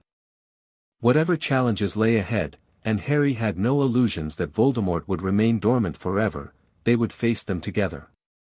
Not as the boy who lived and the former Death Eater, but as Harry and Severus, a different kind of family, formed not by blood but by choice, by promise, and by a love neither would ever quite name but both had come to depend upon. The end. Thank you for watching this video. Please be sure to subscribe to our channel and like this video.